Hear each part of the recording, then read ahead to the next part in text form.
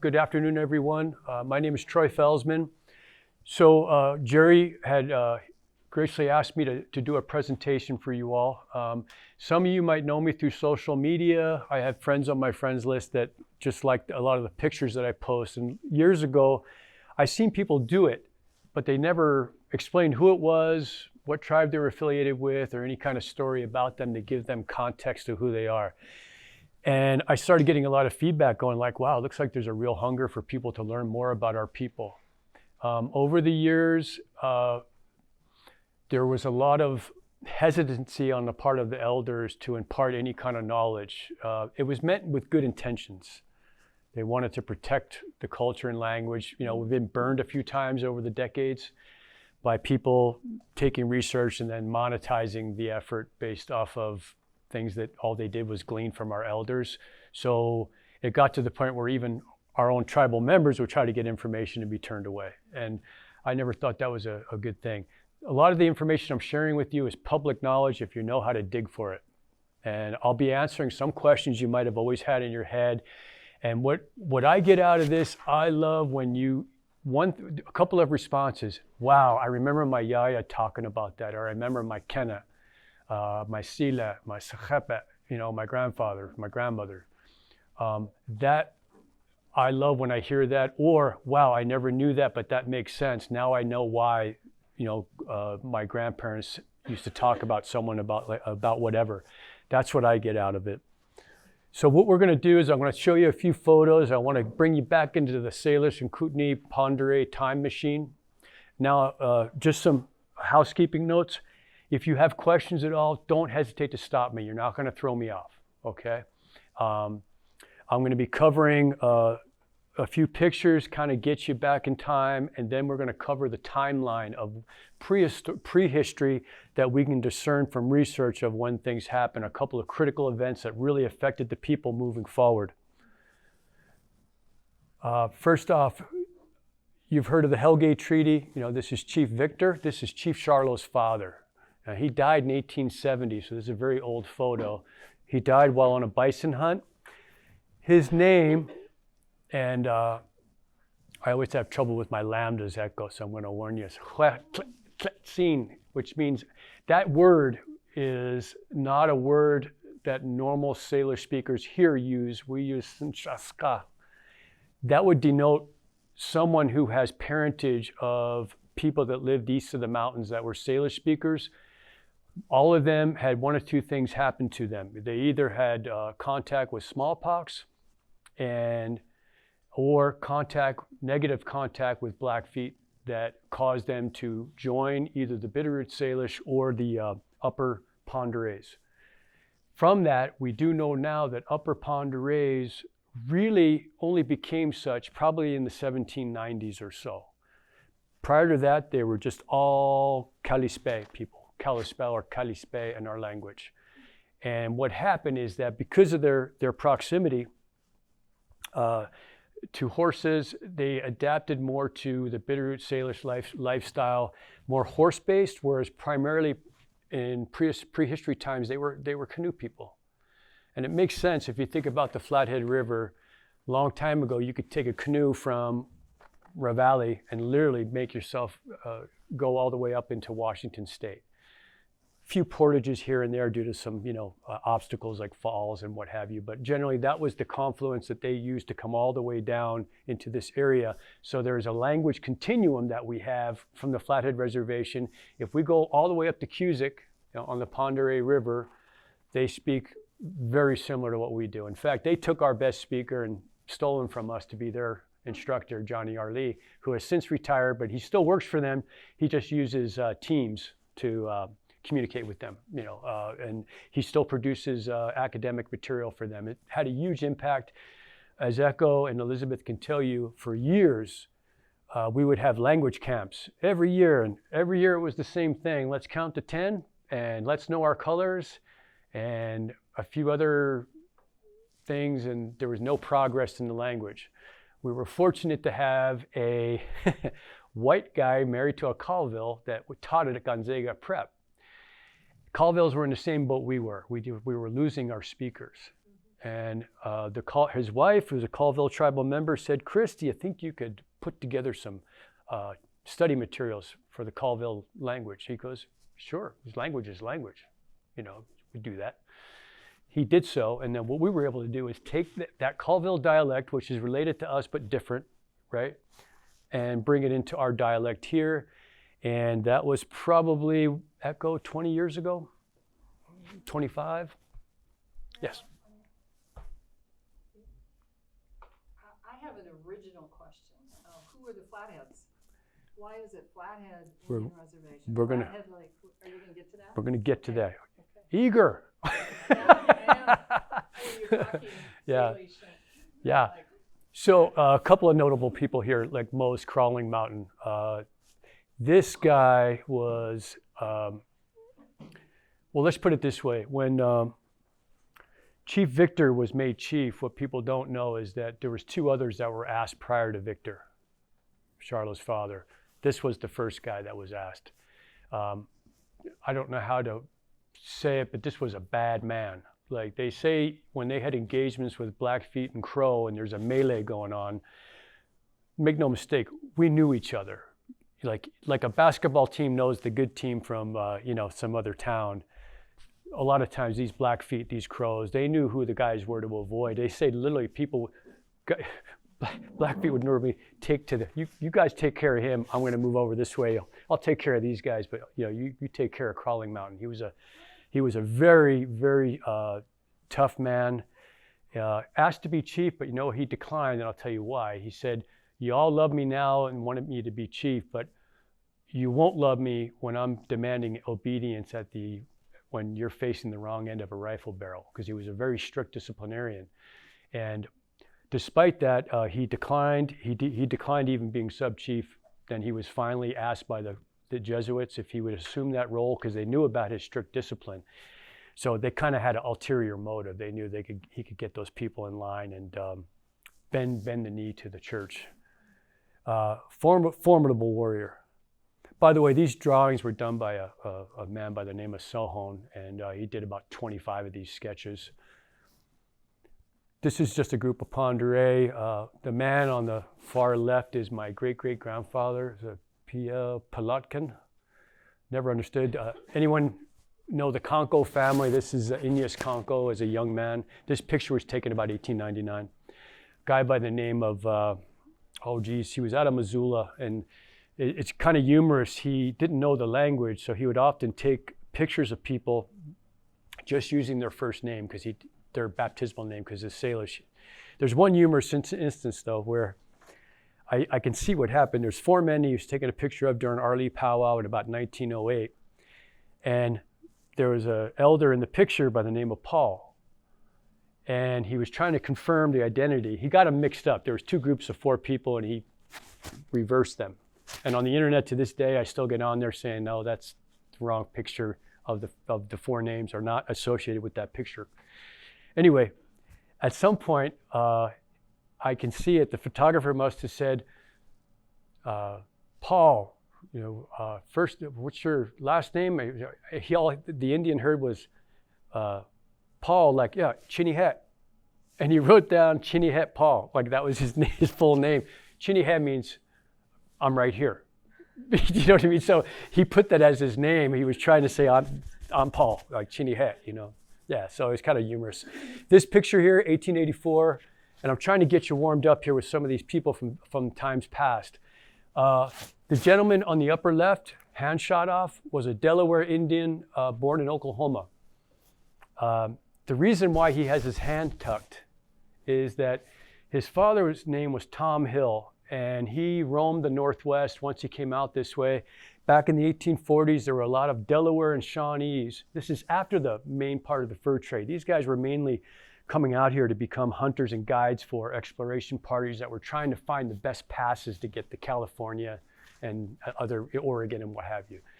So when the Civil War kicks off, he's a patriotic guy from Kansas, takes him and his son back to Kansas and gets involved with a battle there with the South, with the Confederates, where his son literally got his fingers blown off. So in reality, I have one picture of him when he's in his 70s, where he finally shows his picture. Any other picture, he'll always show him with his hand tucked away.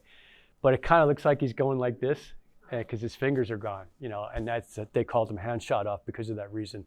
The white man in the center, that's Major Peter Ronan, and obviously you know where the town of Ronan comes from.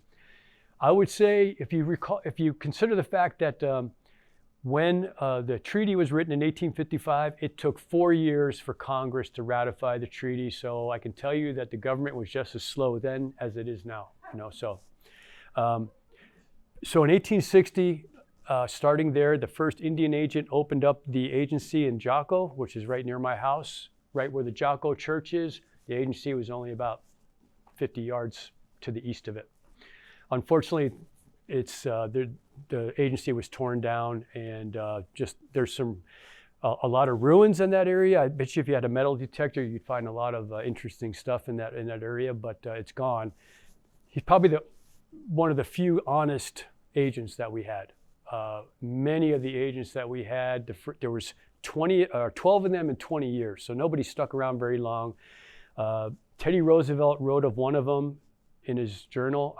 After he fired him, I had no idea there was somebody so dishonest in the service of the United States.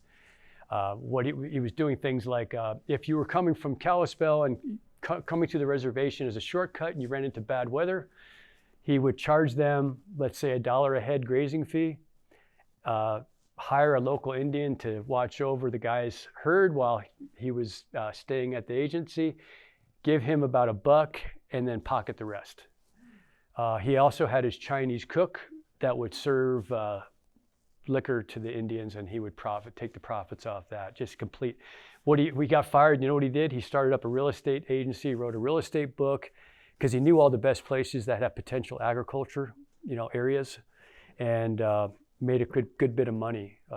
And that's why it's no coincidence that the best agricultural land was the land that was chosen to be allotments for homesteaders. So, yeah. What's the connection between Mary Ronan and Peter Ronan? Husband and wife. Okay. Yeah, husband and wife. A humorous story about her. She first moved into the Jocko agency house. She came from the back bedroom, and to her shock, there was like 3 Indian elders sitting in her living room. She had no idea they entered the house, and they weren't familiar with the customs of, you knock on the door. They just came in there, ready to parlay with their husband, but scared the bejesus out of her, But and anyway, the man on the right, upper right, Michel Rive, or he who walks alone. I read his name in Indian. I don't agree with the translation. It to me, and I think Echo and Elizabeth would agree, it looks to me more like he walks in the dark due to his blindness. I think there's Cheem in there, in his name. So it never made sense to me, the translation they give here. Antoine Moise is the son of Crawling Mountain, middle left. And the interesting thing with him, anyone familiar with R. Lee, I don't know, but there's the Jocko Cemetery is a tribal cemetery, but what's not often known is there's a small cemetery down the road that for years was called the Sinner Cemetery. There was a priest back in the early 1900s that was very, very strict about his views on things like suicide, or if he felt that you were still practicing Indian medicine. Even though it was tribal land, he would say you are not permitted to be buried in the Jocko Cemetery. That's for true Catholics only. So there's about 7 bodies that are in this little plot of, it's about half the size of this room, just tiny. It's on Agency Road, just closer to the highway than where the church is at. And my Aunt Dorothy, it always bugged her. She was the Salish teacher at Arley High School for years. She had father, Gus. His first name was Gus. What was his last name? Anyway, in 2009 had him 1999 had him consecrate that cemetery to make it so it didn't have that negative connotation. And you don't hear about it much anymore, that term, the Sinner Cemetery. I think people are much more sensitive to the fact that these people were put there for mental illness or emotional problems, but there's a baby there, and I never understood why a baby would be buried in there, because what they have not done wrong to be in there. Chief Charlot, Silimche Coquets, small grizzly bear claws, Chief Victor's son, and he was the chief Chief Victor's last dying breath across they're out on the plains hunting bison. The last thing he says to his son, please son, promise me you will never vacate the Bitterroot Valley. So that put him he made that vow to his father. So we'll get to this in a minute, but I'll tell you how that all played out. On the right sitting is Louis Vanderberg, or Faraway Grizzly Bear, Ilkut Semche, and I'll explain how he got that last name. Down in front is Abel Adams. So pretty much any tribal member with the last name Adams, that's the ancestor down in front. Why was he called Red Arm? That's just his Indian name, yeah. And I never got, see the thing is with Indian names, you never know Red Arm, but why is it red? Because that would matter. Salish is a very verb-based language. Okay, so you wouldn't just say the color red in arm, because it's not necessarily why. Is it red because of blood? Is it red? You know, there's so many nuances to it. I've just never seen what the translation was other than in English, so that's why I didn't put anything in there. Medicine Tree, 1923. So this is essentially a family photo, because this woman here is Sac woman. That's her granddaughter, Harriet Whitworth. Harriet died about, 15 years ago. Very nice lady. And this is two other granddaughters. That's Martin Charlot. Martin Charlot is chief of Chief Charlot, or a son of Chief Charlot. He was married to Sac woman's sister. So Angelique Jake, she was Mary Jake. So they were sisters. This gentleman here was Sac woman's husband at the time. Sac woman lived to be 112 years old. She died in 1957. She was born 1845. Lived a long time. She was called Sac woman because it was said that in her younger day, she would take unruly grandkids and put them in a potato sack and like a burlap sack and dip them in the creek, get them to cool out, and that's how she got her moniker. And on the upper right up here is Victor Vanderberg. That's Faraway Grizzly Bear's son, very well-known man. And not necessarily all Vanderbergs are from him, but quite a few Vanderbergs are descended from him. And that's his wife, Rosalie, on the far right. And down below, laying down, is a man by the name of Louis Pelou. And Louis was married to Martin Charlot's daughter. So that's son-in-law to Martin Charlot. So it's pretty much of a family photo. Twice a year, our people take trips down to the Medicine Tree, which is south of Darby. I won't go into specifics. The tree is not what it used to be. It was struck by lightning. It relates to a coyote story. Many years ago, before the white man came, there was a ram's horn in the tree about 20 feet up. And it relates to a coyote story where a coyote has an encounter with a large mountain goat that endeavors to try to kill coyote. Coyote leaps to the side and his horns go into the tree, and that was the vestige of that story. It was a venerated medicine site, not just for the Bitterroot Salish, but Nez Perce would come and pay their respects, Pend Oreilles and such. So it was a very important sacred site for us, still is. And luckily we were able to buy the land. It's right off the highway.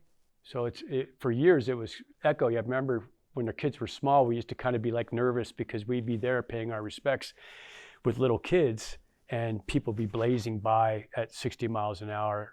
Nowadays, they're way more attentive. I feel like, maybe it's in my head, but it seems like they know what we're doing and they'll slow down accordingly.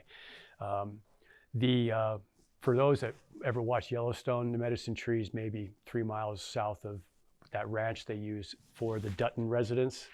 It's very close to that. This is a picture of the mission in St. Ignatius. The lady in white up top, that's my dad's grandma, and the lady here is her mother, and she was a translator for the sisters. Many of the priests learned a language. These guys were polyglots.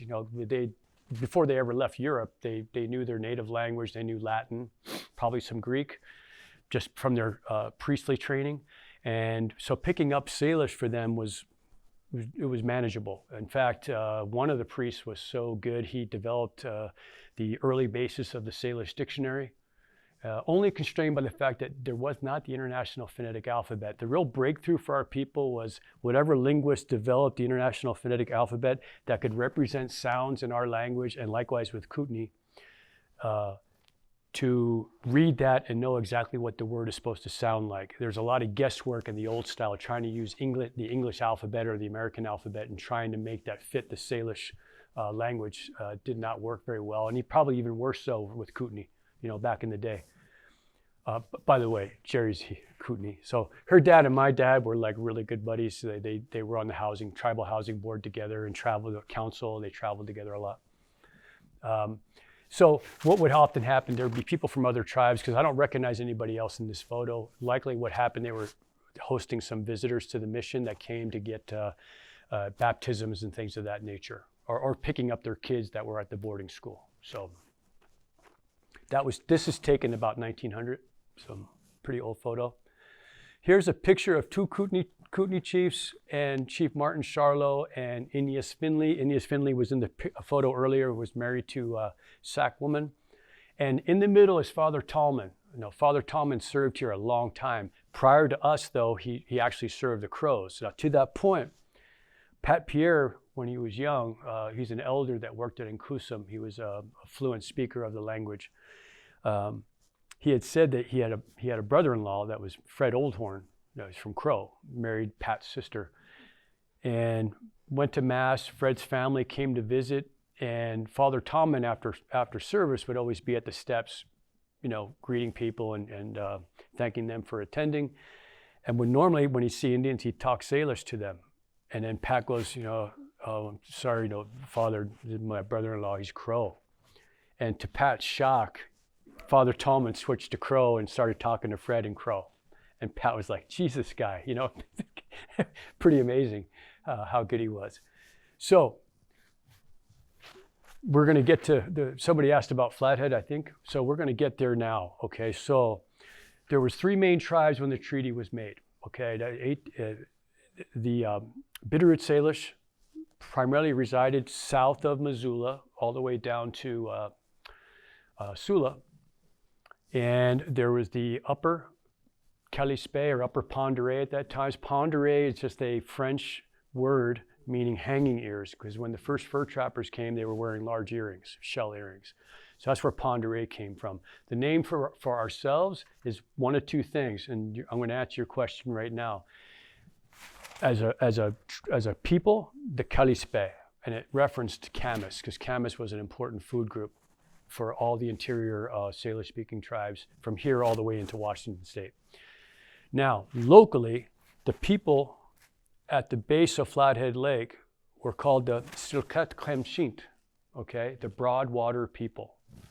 The lake broad, right? According to Inez Conco, who was an elder that died years ago, but in 1937, he was invited by the Kiwanis Club in Polson to speak. Now, Inez Conco was a very intelligent man. He was a nephew of Chief Michel, a later chief for the Ponderay people. Very articulate and great sense of humor. So to have a bunch of white guys looking at the era at that time that invite him to speak, that shows how highly they thought of him. And he was asked that very question. Imagine somebody like you asking that question in the 1930s.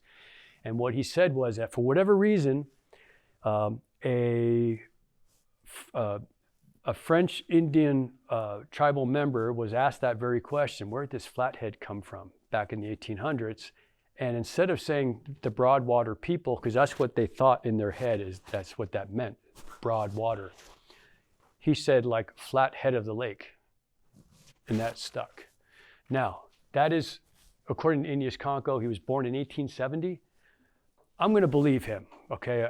He went back far enough, and he had a long history of chiefs in his family. I think that sounds plausible. The other interpretation is the Indian Sign Language for Flathead is like this, okay? And is that it? Again, we don't know. Now, the third is that here we never did head deformation, but believe it or not, and I've put this on Facebook before, but I could not find the picture today. On the Columbia River, there were Salish-speaking tribes and the Chinook people that practiced head deformation. So what you do is when you have a baby amongst those people, and it was only for the upper class of the tribe, it was considered a beauty treatment. They would take an infant, and we all know infants' heads are, soft and malleable. They would put them in a cradle board with a board. Like imagine okay, here's your one board and here's the board in the baby's head. And they would take another board and press it down onto the forehead and leave it there for months. And eventually you'd have a straight line from the crown of the back of your head to the bridge of your nose. It would be straight down. It's pretty disturbing looking. I have a photo of somebody that actually had a photograph, not a painting, but an actual photograph. And if you're not used to it, it's strange. But anyway, the fact that we didn't do that, did they use that and say, we're flatheads because they speak some form of Salish, we don't, our heads are, the way they are. Is that why they do it? The fourth and final one is it possible that we had some visitors when Lewis and Clark came, or some other early European or white people, that we had some coastal people that were visiting to trade for salmon and what have you? Because one of our place names in the Bitterroot is Tam Samkli, no salmon, because we didn't have salmon. We even a coyote story explanation as to why the salmon aren't on this side of the mountains, of the Bitterroot Selway. So what we'd often would do is trade with the Nez Perce. They had salmon, we did not. Now, a long time ago, they say Flathead Lake had a good amount of salmon. But due to introduction of lake trout back in the early 1900s, they decimated the kokanee salmon population. So. There was a fish my grandfather prized to catch, and he called it lake salmon. So are they? That's it. Yeah, it was introduced here. It was what they would do is literally take buckets and transport these fish and dump them in there. The problem is they were voracious eaters, and they ate all the salmon, in short order, Yeah. So now, three main tribes: Upper Kalispé, right, which is that political entity I talked about that was sort of. I don't think any Indians went, I'm Upper Ponderay. I think it was the government given that designation. They're Kalispé or Silkat Kamsint. That's just, they didn't think about it in terms of it being a distinction. And I think what happens is historians use that to differentiate them from their lower Kalispé relatives that had more of a riparian lifestyle, living along the Flathead River, fishing and hunting, whereas the upper spent time at least several times a year, twice at least, hunting bison across the mountains for extended periods of time. And that depended on how good the hunt was. You might plan on a 4-week excursion, but if the hunting's not good that year, you're going to stay as long as you need to. Then you quickly dry that meat, then bring it back to the Mission Valley or the Bitterroot Valley. Now, what happens is, in 1887, two things occur. The people of Spokane had parents that remembered the Palouse Wars that we talked about, the Indian Uprising. So even though amongst the Spokane people, there's upper, middle, and lower Spokane. Echo, you remember Wednesday night when that guy was explaining he was lower Spokane that lived in Welpinit. Downtown Spokane was the upper Spokane people. So, I'm from this reservation. Yeah. But somehow they pulled my bloodline, and it says that I have Spokane native in me also. I'm getting there. Yeah. Also, Ponderay. Yeah. That's what I'm explaining right now. Yeah. So, what happened was the upper Spokanes were led by two people. One, I think his name was Three Mountain, and the other was actually half Indian. He was William Baptiste Pion. So any peons that you see in the mission area are descended from that guy. What happened was the Spokane town leaders, because I wouldn't call Spokane a town yet, they didn't want to live around Indians whether they were friendly or not. They just wanted them out. It was of the time. I've had mentors that always told me to do not judge your 2025 sensibilities and put that on people that lived in 1887. As much as it's hard not to. Especially when it comes to the Jesuits, and I'll get there in a moment. Anyway, they went to those two chiefs and said, "You guys got to get the heck out now." Try to do the hard line on them. Well, this peon, his father was a fur trapper, so he's pretty savvy guy, and he had caught wind that there was something brewing amongst the white population to try to get them to vacate the area. If you ever go to Spokane, you'll notice there's a peon prairie that's named after him. So anyway, what he had done is he had gotten patents, legal patents on the land that they lived on. So when they came to him, he went, "Well, not so fast," and out of his back pocket, they read it and go, "What the hell we do now?" You know what I mean? Like, this looks legal. Had it checked out, yeah. Couldn't do anything. So then they thought to themselves, okay, we got to skin this cat somewhere, one way or another. They went to all the deep pockets they could find. They went to the railroad and they said, "Look, we want to get rid of these people. And they ain't leaving, and they got every legal right, apparently." And they put up $5,000. 1887, I worked it out on Google, it's about 160 grand. And they were given a choice. You could either go to Worley, where the Coeur d'Alene casino is today, that area of the Coeur d'Alene reservation, or you could go to the Flathead.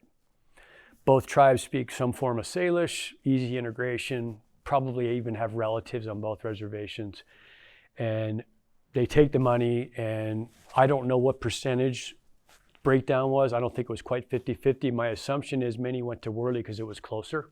You're talking today would be a 45-minute drive from Spokane down to Worley, maybe even shorter. To the Flathead, you're talking, a good trip, to get over there, especially on horseback.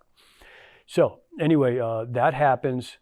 Now that same year, Agent Ronan is the agent. He keeps getting not phone calls, but letters from disgruntled settlers along the Flathead River between Plains and Sandpoint, Idaho. And they're accusing him of not doing a good job keeping track of his Indians. And he says, "They're not my charges. They were Kalispels that were unaffiliated with any reservation." You have to understand the Kalispel Reservation in Washington was not created until 1914. Okay, so Correct. So there was commonality. There was Kootenays and Salish or Pend d'Oreilles were very seldom fighting. If anything, if you ever read old fur trade journals, they'll make note that there's one I remember reading. Several lodges of Pend d'Oreilles are with me, as well as some Kootenai lodges. Right?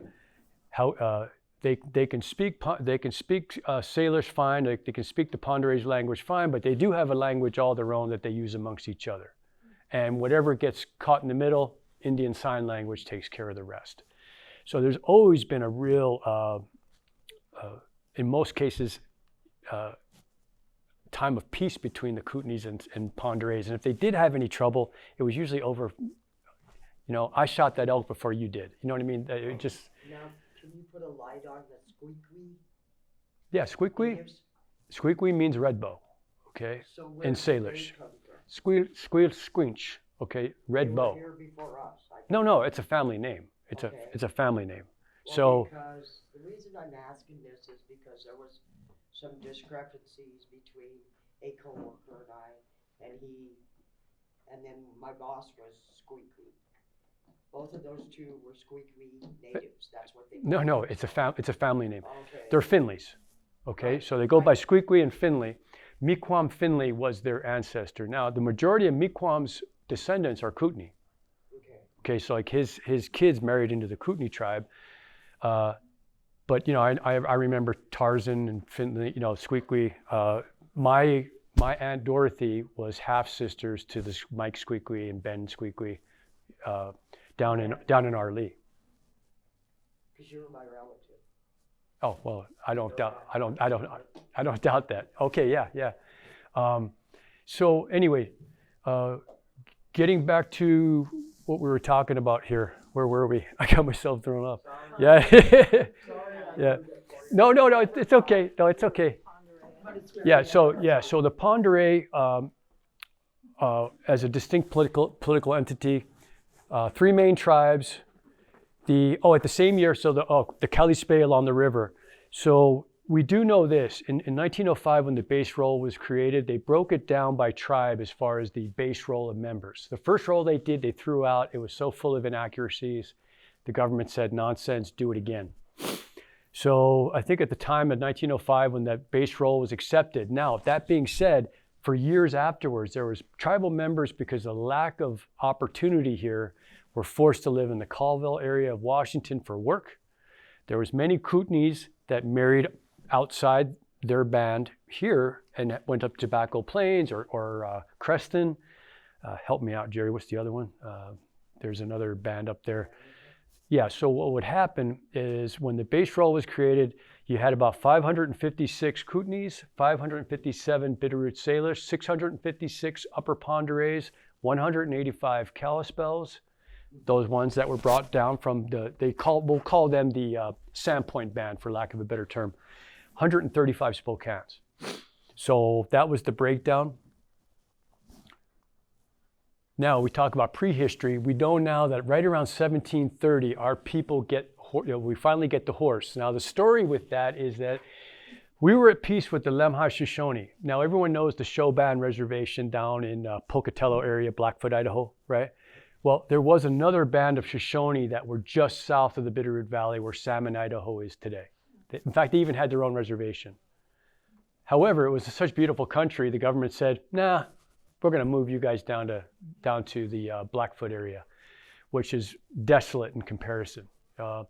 In fact, Chief Charlot was so against going to the Flathead, he said, if I got to be removed anywhere, I'd just assume join the Lemhi Shoshone. Because you have to understand, there was a lot of intermarriage between two tribes because they were contiguous. Now, what happens is they get removed, but prior to that, getting back to the horse discussion, two lodges of Bitterroot Salish go into Salmon, Idaho to dig Bitterroot. And for whatever reason, we don't know what the circumstances were, the Lemhi Shoshone attacked them and killed almost all of them. At least one or two survived to tell the tale up in the Bitterroot saying, those suckers attacked us.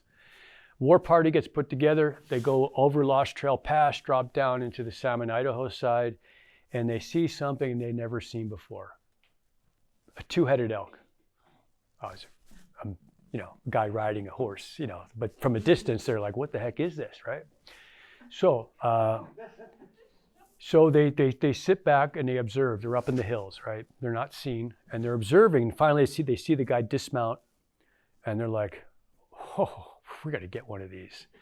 So what they do is they wait, and pretty soon the guy that was riding that one horse, there's about 10 of them total. It's not the main camp of horses. The main camp is some ways away. But they run off with about 10 of these horses. None of them know how to ride a horse, right?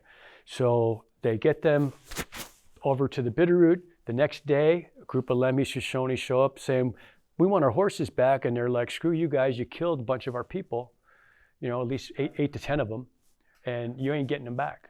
So that is the start of the horse trade. Now, the problem is with the horse trade is that it brought good things, but it brought bad things. Good thing, it increased our mobility by multitudes, right? We could go much further, faster. We could carry things much further. But the same was the case for enemy tribes that we had never encountered before. So fortunately for us is that we had a fur trapper that came to the area in about 1829. When he first got here, and he was in the Deer Lodge area when they mustered out, they came up from Texas. He came up from Texas and had already encountered a lot of different tribes by then, just moved from Texas to Montana, what is now Montana. And he observed a grizzled veteran that had been up in the Rockies for, about 1813 at that point, and noticed a young guy that looked pretty nervous. He's seen all these Indians he's never seen before. This isn't himself. He's watching this young guy, and he sees this veteran fur trader come up to him like, well, how you feel about your prospects, young man? And he's like, well, to be honest, I'm a little nervous. And he said, well, if I can give you some advice, learn the Flathead tongue and you'll be good from here to the Cascade Mountains. He remembered that. So he endeavored to learn the Salish language. In fact, a lot of other tribes learned the Salish language because it was almost like learning Latin in Europe. It was the language of commerce. So even Blackfeet would learn Salish. And if you're a native Salish speaker, and I echo and Elizabeth, I got to believe if you were a first language speaker, you'd be able to pick up Colville pretty quick. I mean, I don't know about you guys. For me, if I hear Colville speakers, my mind starts falling behind, translating the different sounds that they have. Salish still like Latin? In what way? And what do you mean? To speak Salish. I took the courses, but I have the problem with getting the letters out. I've taken it when I was younger. Well, things have changed a lot, and I'll tell you why. Is that the International Phonetic Alphabet was produced. That had for me, that's when the light bulbs came on. But I had an advantage too, because I had a wife that taught at Inkusum, so we spoke at home. Yeah. You know, and when your wife's yelling at you in Salish, you better listen. You know, so noomps. That means listen in Salish. But yeah, or else you're going to feel it on top of your head with a frying pan. So anyways, 1730, and then we know now that 1781 was the first smallpox epidemic, and they called it the sickness, the Great Sickness. And even their greatest medicine men could not do anything about this disease. And it caused, if any of you ever seen smallpox victims in the 20th century over in India and such, you're talking like acne like you've never seen before, black acne all over your face. So when Lewis and Clark show up in 1805, they noticed a common thing amongst all the middle-aged people. They all had pockmarked faces and asked about that. And that's when they told them about the Great Sickness. And they said from 1781 up until 1885, there was 3 major waves of smallpox that they never even seen a white man yet. It just came up that Missouri River drainage. Some Indian that had contact with a smallpox carrier, maybe as far east as the Dakotas, made its way all the way up to up to western Montana, what's today western Montana. And they had never encountered anything, had no defenses against it. So some people estimate 20% of the population, some people estimate as much as 75% of the population was wiped out in successive years. So when you look at the Kalispé, for instance, at one time they said there was 11 bands of Kalispé from here to Cusick over in eastern Washington. But later research indicates there might have been as many as 27 prior to the smallpox effects that had such an effect on the population. It's awful, awful disease. And then we'll go to here. And this kind of gives you a context of the breakdown. You're going to ask, okay, Salish Tanache. The problem is we had no memory of a word for those Eastern Salish that lived east of the mountains full time.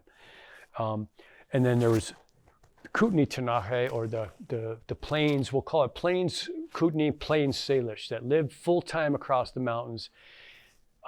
This Warren Ferris that I talked about that learned Salish, he has a conversation with standing head feathers. His name was Insula, they called him. And he had a conversation with him in the language and said, they just got done with a battle with the Blackfeet. And he's like, geez, he goes, how long have you been dealing with these people? And he says, from what I was told in my family from the time when my grandfather was a boy. Now we know Insula was born around 1790, so we estimate about 1750, maybe 1745 is when the Blackfeet dropped down from what is now Canada. But they had muskets. Now I'm not saying that all of them had muskets, but enough to make a difference in a battle, okay? Where they would learn the battle technique is half your men fire while the other half are reloading. These are single shot muskets, not entirely accurate, but it was the psychological effects. Thunder sticks, that's what the way they looked at it. And he talks about people, our people trying to fire back with bow and arrows and the arrows falling short of the enemy. Could you read that for, it's too hard, at least I can't read it. I don't know if Okay, could so you identify what that says Ponderay or Kalispé, and you can see how it goes so far into the west, right? Kootenai, Tanache, Salish Tanache. Now, this is interesting, Semta Oos. You guys all know Plains, Montana? Yeah. The full name is Wild Horse Plains. The reason why is because when the first fur trappers came to the area, there was all these horses hanging out in plains with no owners. So they thought they were wild. They weren't wild, their owners died of smallpox. So that was the Semta Oos people. It's an extinct people. Any stragglers that survived melded into likely the Upper Pend d'Oreille or Kalispé population. So, but that's where Wild Horse Plains comes from. So, and it was just a misunderstanding of why those horses were there to begin with. Okay. And of course, they call it the Flathead, we'll say Bitterroot Salish. And it's felt that the Bitterroot Salish is comprised of Bitterroot Salish people along with refugees from the Eastern Salish bands that were east of the mountains that came after they were attacked by Blackfeet, had smallpox. There's a story about one of the chiefs in place when the priest came. De Smet would call him Big Face. But in fact, he wasn't Salish at all. He was Crow. What happened was this young boy, his father and mother died of smallpox. The Crow were getting ready to bury the boy, the living boy, in his father's grave. And there was an elder woman that pitied him and took the baby. However, she only lived so much longer. Somehow there was Bitterroot Salish in the area hunting, and somehow he became attached with the Bitterroot Salish and would later become a chief. Very tall man, a capable chief. I would say more of a civil chief, not a war chief, because there was distinctions that they had. You had war chiefs, and it's just like today. The same guy that you want with you in a bar fight isn't necessarily the guy you want managing your finances. You know what I mean? Those different capabilities that you wanted in a leader depended on the situation. And the Salish people knew that, so there was distinctions in that manner. And this just shows the river drainages. We talked about the Kalispé being river people, and you could see where up in Usk here, where you could make your way through Lake Pend d'Oreille and then make your way down to the Flathead River all the way to Ravalli. You'd probably have to portage a few times just due to obstacles and falls, but it was certainly capable. And likewise with the Kootenai going all the way up into Tobacco Plains and into what is now Canada. Shows the breakdown of different, not just Salish, but Shahaptan people. Nez Perce are Shahaptan speakers. In our language, we call them Sahaptani. And the one word we all have in common, this is probably something you can talk about, is the word Siapi. Where did that come from, right? So I always feel like with our elders, they always wanted to help linguists. So they would bend over backwards to try to come up with a plausible explanation of where Siapi came from. They upside down face because they had beards on their chin instead of the top of their head. Complete nonsense. We know now that what that was, Siapi was a word in Blackfeet that denoted someone that was half French, half Cree, specifically. We just took it to cover all white people, but it's not Salish, it's Blackfeet. It even sounds Blackfeet, if anyone knows any Blackfeet words. My mother-in-law was half Salish, half Blackfeet, so I picked up a good lick of that. But anyways, the Nez Perce just switched it to Siapu. So I have a buddy that's Nez Perce, and I messaged him one night. This is before I knew what I know now. And I said, did we borrow that Siapi word from you guys? He goes, I thought we borrowed it from you guys. So it's just completely confusing, but that's the answer to that. And this is another map showing that the stretch of that Salish language continuum. So what I'll tell you is that from here, if we were to take a walk west back in the day, you'd find that the dialects get more and more distant from the way we speak here, okay? Now, that being said, someone that's super fluent in the language, a first language speaker, I was sitting at breakfast at a Salish conference, which should be, you guys are leaving next week for the Salish conference, right? Yeah. I was there one year, and I was sitting with Johnny Arlee, and there was a guy from Penticton, British Columbia, spoke Okanagan dialect. But with some concentration and difficulty, Johnny and him could speak pretty well, and even I got the general gist of what he was talking about, the guy from Penticton. Sure, just a question about dialects. Mm-hmm. So we can connect tribes with dialects. Like the Blackfeet have an Algonquin Yep. dialect, and so we know they came from the Great Lakes from the east. Yep. Push west. The Salish dialect comes from the coast and goes inland. No, No. No. It goes from the inland and goes coast. you're going to get me in trouble, man. I'm telling you. Okay. no, no, Private conversation. no. Okay. And then second part. It's not, but it's not that way. Okay, here's what I think, but I'll tell you what. If I were to go to the Longhouse in Mission, if I tell you what I think, they'd run me out of town on a rail. Okay, so I'm going to say it. You know, I don't think Thompson's going to, try to get me, disenrolled. What I think and what most linguists think. Okay, and Echo, you repeat this, you're in trouble. Yeah, echo. But you're working. What I think the Okanagan were the source people. I really do. Lower British Columbia. And I think there was a bifurcation. People went to the coast and people came this way.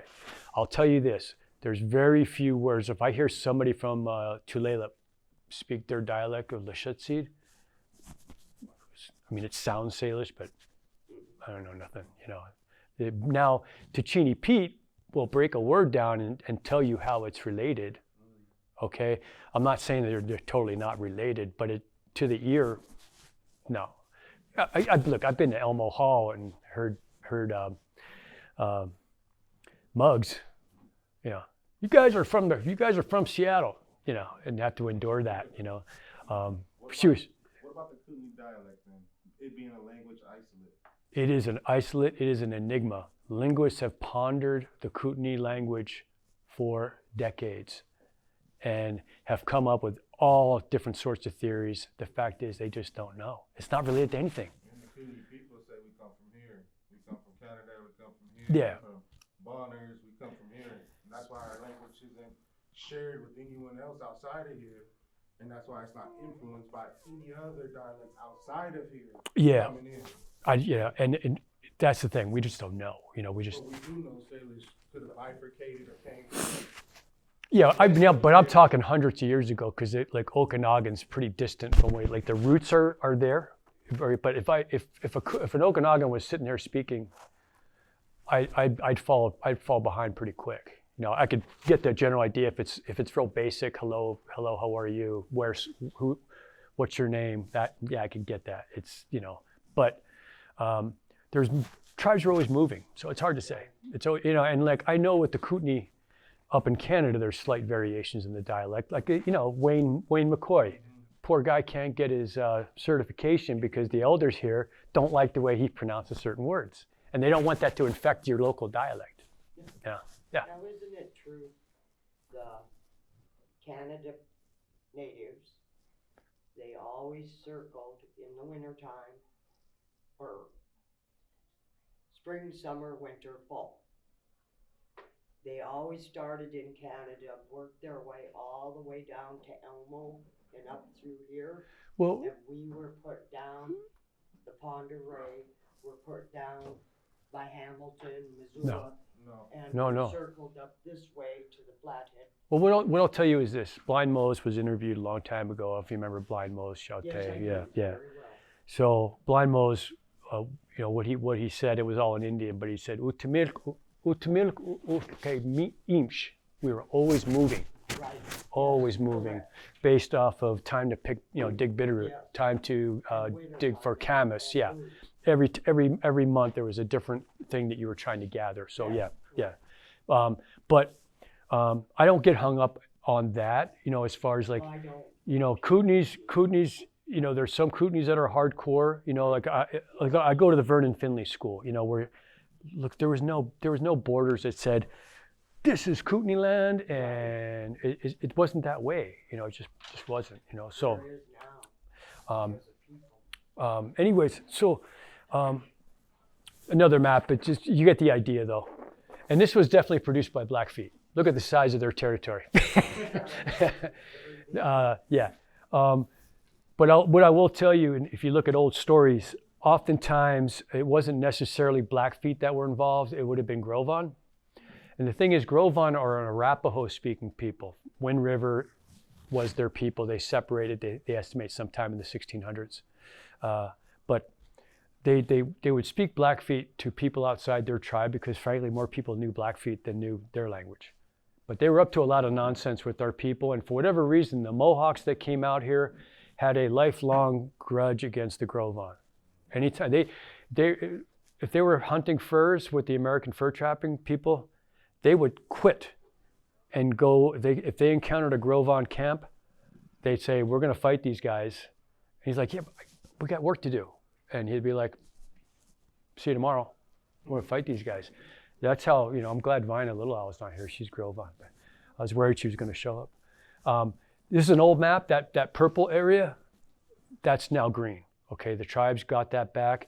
Just to give you a brief explanation, we've been trying for years to get the bison range back. Teddy Roosevelt seized that property in 1908, 18,750 acres.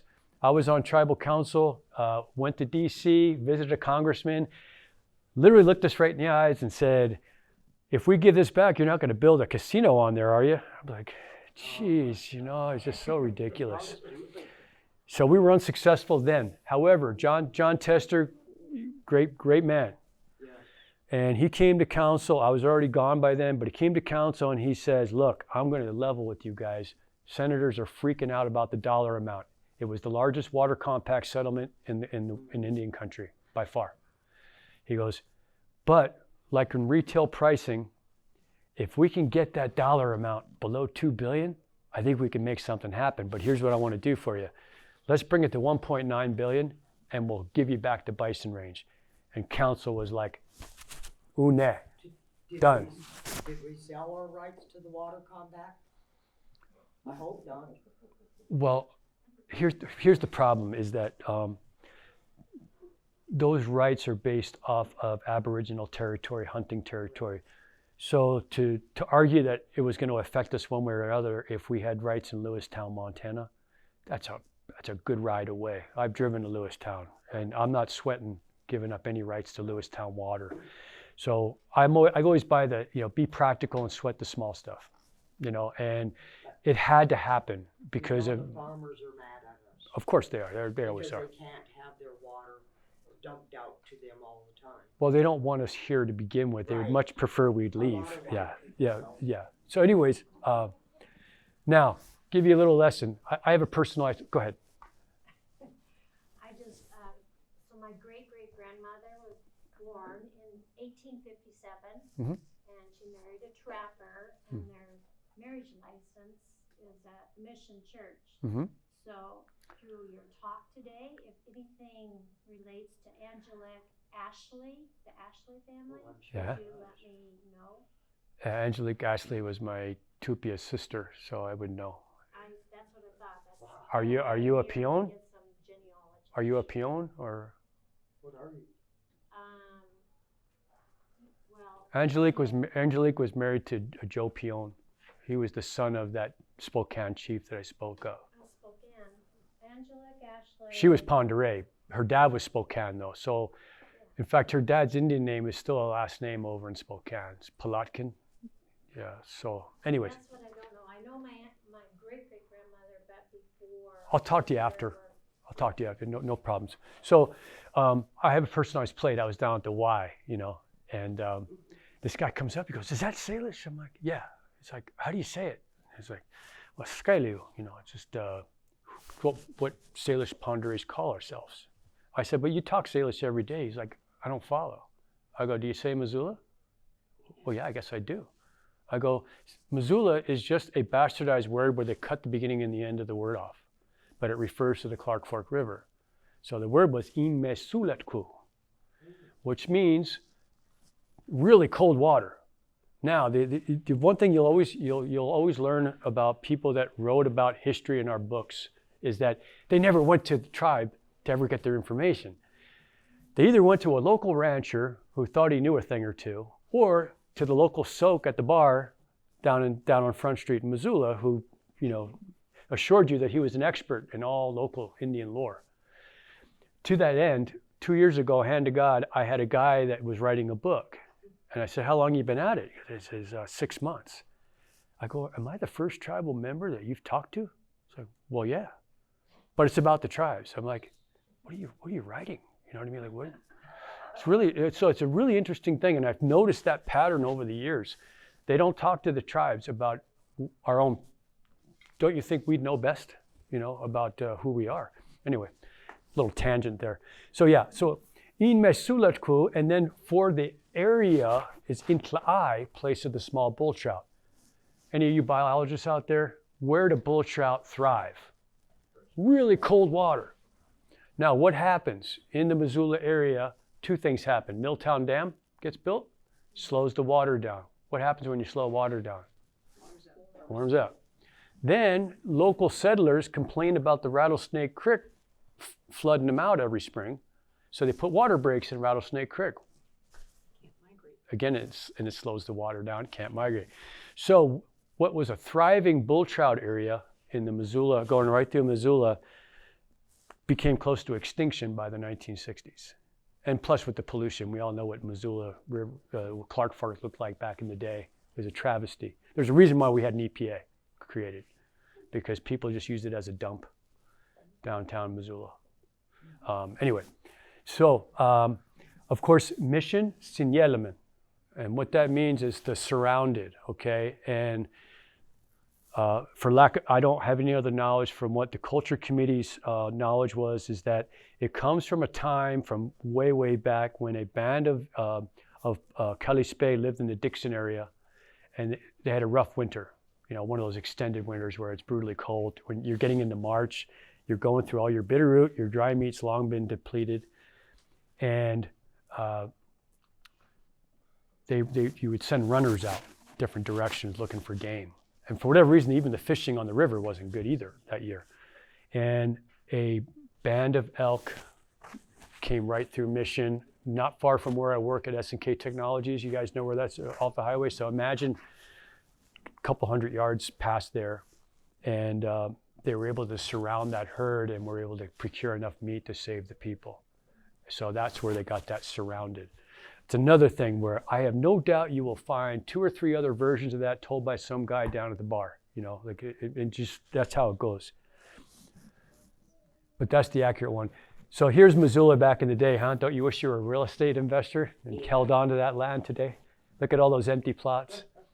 So 1884, and then Polson Incham Canet, teepee poles in the water. Now look at that picture, kind of makes sense. You can imagine the river fluctuates up and down. You camp along the river, go hunt for a couple of days, come back, and you're flooded out. So that's where the Inchem Canet. So it's not called Th- Quintarknuk. That's a Kootenai word. It just means place of the falling water. Yeah. So made an agreement. I'm on the gaming board, so I'll just have you know, like Quintarknuk was given a Kootenai word. The new casino will most likely be a Salish word. So we did a public polling, so people have submitted recommended names, and we haven't made any decisions yet.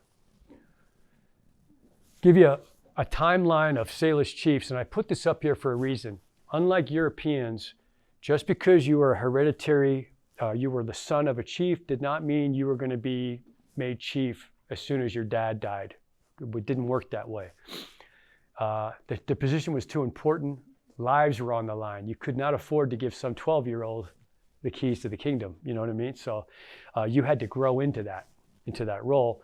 So Kumpekt, or Chempel was his name in Indian.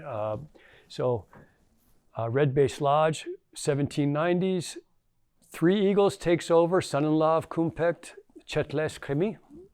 Early 1800s, Big Falcon, a.k.a. Kwatil Atatitse. And then Bigfoot, I don't have his name in Salish, and that's again where I can't make assumptions on, is it just exactly how Bigfoot in Salish? I don't know, so I don't know what the Salish rendering was. Lebrec, we don't know what his Salish name was. That's what the fur trappers called him. And then by the 1830s, and probably one of the more famous chiefs, face raised up grizzly bear, known locally as El Guiño, which in French means bad luck. But he was lucky. I think it might have been one of those opposite names, the fact that he was so successful. And then after him, of course, was Big Face. This is the Crow Indian I told you about. So interesting story just coming from where he did. And he was Crow by birth, and he is the one who organized the fourth and final trip. So what happens here? In 1818, there's 19 Mohawks that sign on with the Northwest Trading Company in about 10 miles south of Montreal. And these guys were heavily Jesuit Catholic influenced. So the person that we all know now as Big Ignace Lamoose, that was a name locally that was given to him years after he died, okay? What they called him was Sahasaks, Moose. This guy was huge. He was a big man. We know that definitively now because when he took his kids on the second trip, I should tell you this, there was one trip made to St. Louis to bring back black robes. They had one guy with him that could speak French, because at the time, that's all they spoke in St. Louis. It was all French settlers. And a day outside of St. Louis, the one French speaker dies, gets sick and dies. So these Salish and Nez Perce show up and they're hospitable, like, hey, glad you came. What do you want? But they can't communicate to tell them what they want. And after several weeks, they all get sick just from not being around diseases, white man diseases, and they all die. So after about a year and a half, who we know now as Ignace layers his creeks, or in the Mohawk language, the Hodian Sawadi, which means layers his creeks. We don't know what the context of the name is. He tells the chief at the time that, hey, I can speak French, I can speak that language, and I think I can go over there and communicate that we want to have black robes come back. So he does so, and he brings his two sons with him. I should say he's got a stepson and a son. What happens is one of his colleagues marries a Pend d'Oreille woman by the name of Sinche. Clearly abbreviated name. We don't know what it means because it was cut off. Sinche was just a tag name. She marries a guy by the name of Louis Kinetigan in the Pines, which is interesting. They have an immersion school back in Mohawk territory that's called the Kinetigan School. And he had two brothers. It was Louis and Ignace Kinetigan. And they called the other one Little Ignace to differentiate him from this Ignace de Hodian Sawari, the layers his creeks. And anyways, one night, Sinche's husband comes back from trapping, and she was unloading his rifle, and there's only one other witness, and that's Ignace layers his creeks. The rifle discharges, hits him in the chest, and kills him. At least that's her story. Well, what made it very suspect is that a month later, Big Ignace marries her.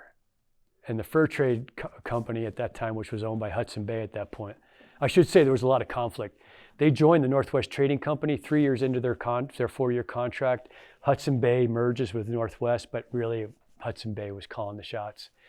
They had a completely different management style than Northwest. Northwest knew who Indians were because they were based out of Quebec, out of Montreal. Most of these people grew up with Indians, local Indians, and they knew the mentality. You don't try to force things down. You're just going to make it worse on yourself because they'll become very resistant because they know you're talking down to them. So when Hudson Bay came along, a lot of the Mohawks bristled at their actions towards the Mohawks, treating them like second-class citizens and whatnot. So anyway, they were suspicious, but they didn't launch a formal investigation. But they thought, awfully convenient. You're the only witness. Her husband gets shot, and then you marry her 4 weeks later. Okay. And life went on. But she had already had a son with that first husband, Charles. He was raised by Ignace Lamoose. He enrolls those two boys at the school in St. Louis. The priest at the time says, very large Indian man by the name of Ignace enrolls his two sons, Charles and Francois. So I always figure when someone takes the time to write in there that this guy's freaking big, he must have been a pretty big dude. And hence the name Sahasaks, or Saksa for short, and there's families today that are descended from that man. Anyone know, Sonia Chippewa, big stick game player, her mom was a Saksa, so anyways, And there's many more. Vernon Finley is descended from that family as well. And my kids are descended from Little Indians. So there's a lot of Mohawk blood on this reservation. There was four of the 19 that stayed here. So the Conkle family is another family that's descended from those Mohawks. And Little Indians was called Tocha locally. You know, you got to remember, any names you ever see in a census, I would never get hung up on, because 9 times out of 10, they had an Indian nickname that they were called day-to-day talk, day-to-day communication. It's just the way it was. So Bitterroot Salish leaders, we went over this. Whenever you see that scene, that usually means they have some connection to those Eastern Salish across the mountains. Oh, what they don't teach you in school. You all heard about Lewis and Clark in grade school. Well, these guys were getting busy on their downtime. They just never got taught in school. This gentleman with the rifle is the son of William Clark. He was half Nez Perce, but he married a Bitterroot Salish woman. So if you lived in Missoula in 1860s, you were a settler, you'd know this guy. Because if he saw you, he wanted you to know me, Clark, like he had broken English. But he was very well known down on Front Street and greeted people and wanted them to know that he had the red hair and dark skin. You know, he looked native for sure. But unfortunately, years later, he got involved with Chief Joseph's run to Canada and died in prison in Oklahoma in 1878, right after everything happened. Now, David Thompson's first fur trader here. Thompson Falls, named after David Thompson. He has an Indian fur guy, fur employee that works for him. And David Thompson tells him, I want you to work with the Kootenays up in Canada, that are the bands up there, and I want a trail for my family to follow across the mountains. So by next spring, I'll be able to get through there with my family. Jocko Finley was this person's name. Jocko Finley winds up having 14 kids that we know of. That's just the documented ones. Marries 3 different wives. One is a Ojibwe, Canadian Ojibwe. One is local Kalispé. And then around 1811, 1812, my theory is that I think he thought he had 9 lives and he already went through 8 of them. This guy went through a lot of different scraps over the years with Blackfeet and Assiniboines. And the stories that there's one story I got to relate to you, which I thought was incredible. He was over in Kettle Falls area, and there was a new officer from England that joined the Hudson Bay Company. And he had, which was unusual at the time, a musket pistol, sidearm. Most people had just regular muskets. And there was an Indian over there that saw that pistol and said, I want to see it, And at first he said no, I can't do that. Now Jocko Finley's busy dealing with some other people, but he got a beat on what's going on between these two. And that Indian just went over to him, went to his sidearm and grabbed it, took it himself. And everyone's gathered around, they're looking at that, and that young officer's bewildered, doesn't know what to do. Jocko Finley calmly gets up, grabs his musket, walks up to that guy, and blows his head off. And the English guy is like, my God, man, are you mad? Like that kind of deal. And he says, no, in French, because he couldn't speak English very well. We know that, just French. He says, by you letting him do that, you endangered all of us. If they get it in their head that they can take from us what they will, why would they trade with us? Don't you ever do that again. And everyone's like, oh, this guy's either insane or just a wild man. That's who Jocko Finley was, and that's why he survived until 1928, died in 58. The last report of him was in 1826. Any of you forestry students ever hear of the Douglas fir? Well, the Douglas needed to have his musket fixed. He was at Fort Colville and asked around, is there anyone that can fix my musket? And they said, the only one we know is old Jocko down in Spokane House, which is about 40 minutes outside of the city of Spokane today. I've been over there once. Vernon and I got asked to go over there. We're both descended from Jocko Finley. It's not exclusive. There's about 10,000 of us, out there. But we were asked, what happened is that, believe it or not, an archaeology student that went to Gonzaga found his skeleton while he was excavating Spokane House. And that was his last dying wish, to be buried in the foundation of Spokane House. So it made sense that they found him. But they also found his belongings. But here's the sick thing was, back in the 50s, they put his body on display over in Gonzaga at their museum there. It didn't take until maybe 10 years later that a tribal member and a descendant, I think she was Coeur d'Alene, realized her freaking great-grandpa was literally sitting on the shelf there, the skeleton. And she's like, if he was white, would you have done that? Of course not. Well, what are you doing? So anyway, they reinterred his body back in the 70s. This is in the 70s by the time this happened. Then later on, we were like, yeah, but his belongings are still on display. Does not belong on, that was meant to be buried with him. So back in 2016, Vernon and I went over to do the reburial of his belongings. It was like a pipe that he had. He actually had spectacles, which tells me he could read, which was pretty cool. This is unrelated. Is there a bathroom here? Right back there, yeah. Did you hear that, lady? Take him to the bathroom. Oh. Thank you. Okay. Anyways, so that happens, and then they did a prayer in Salish, for him, and that was, he's my fourth great grandfather twice. So, and then my ex-wife was also descended from him. So I used to say, like, if we ever get divorced, can we still be cousins? So not as funny now, but anyway.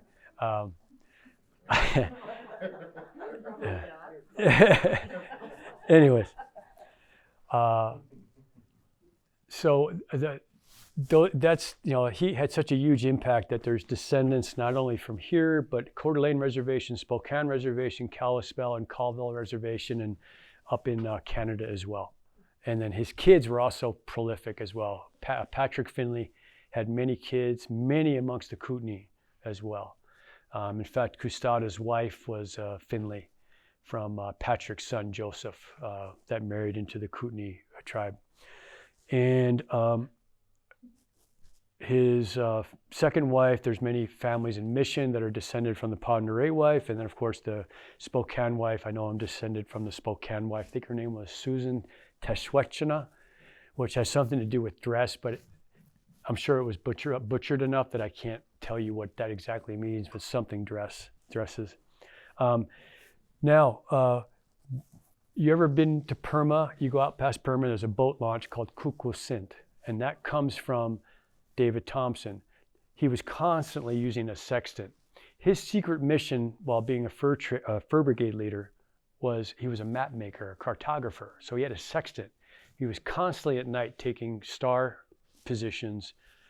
His secret task was to try to find a route to the Pacific through the Columbia River. Man, if you could do that, it opens up markets to the Asian market, to China, and those Chinese loved the furs. So what they really wanted to be able to do is figure out a way by boat to get their furs to the Columbia, out to Astoria, then across the Pacific over to, what they would do is they would stop in Hawaii, and then from Hawaii over to China.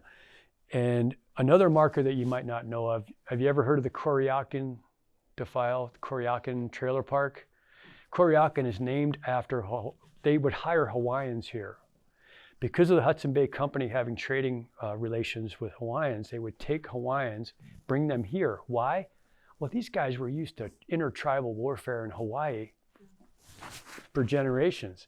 They didn't care about the Blackfeet. They'd fight at the drop of a hat. They were big guys. They were well built. What happened one year in about 1832, there was a fur brigade going where the Y is, up towards Evero Hill, what is today Evero Hill. And you know where the railroad trestle is at? Okay. Unbeknownst to that fur trading group, stories vary. It was either a band of Gros Ventres or a band of Blackfeet warriors hiding out of sight, tucked in where the railroad trestle is today. And Koryakan, or who they called Koryakan, who was a Kanakan, which meant you were Hawaiian. That's the Hawaiian word for, it's like our word Skaleo, except for Hawaiians that call themselves Kanakans. He was a Kanakan. He was riding about 100 yards, riding point, up ahead, you know. And when he got in view, they shot him right off his horse and killed him. So that was, you know, he was one of the top guys, well-trusted assistants of the head of the Flathead Post, Francis Ermatinger. So anyway, here's some of this is a picture of Ineas Big Knife, who was the chief before Custada. That's Custada's father. That was a bad man. And I'm going to give you some, I mean, in a good way. I mean, he was badass. I'm just going to say it. He was just a very serious man. This is Vernon Finley's grandmother. That picture hangs in the Senate building in D.C. Because what's funny is Vernon was over there and Tester's giving him a tour of the Senate building. He goes, "Oh, it's one of your people here." He goes, "People? That's my grandma." So this is Many Bears, and he was lived in Arley, and he was Bitterroot Salish. And then this is Alexander Big Knife. And my house is right near his original allotment. That's where the fire was 2 summers ago. If you remember, there was a fire in Arley, and they called it the Big Knife Fire because that was his allotment down below. That's where he's from. And he was of Salish and Mohawk blood, so he was a Mohawk as well. And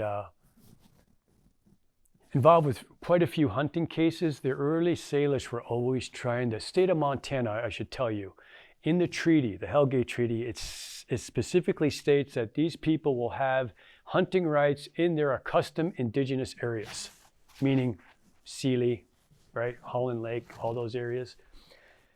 Well, in 1889, the state of Montana gets created, and they say, no, we're not going to honor that, ignoring all constitutional precedent, okay, because federal law is always supposed to supersede state law.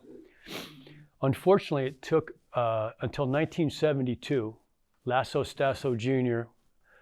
Sues because he gets arrested for hunting elk. I think it was in Thompson Falls. You remember that?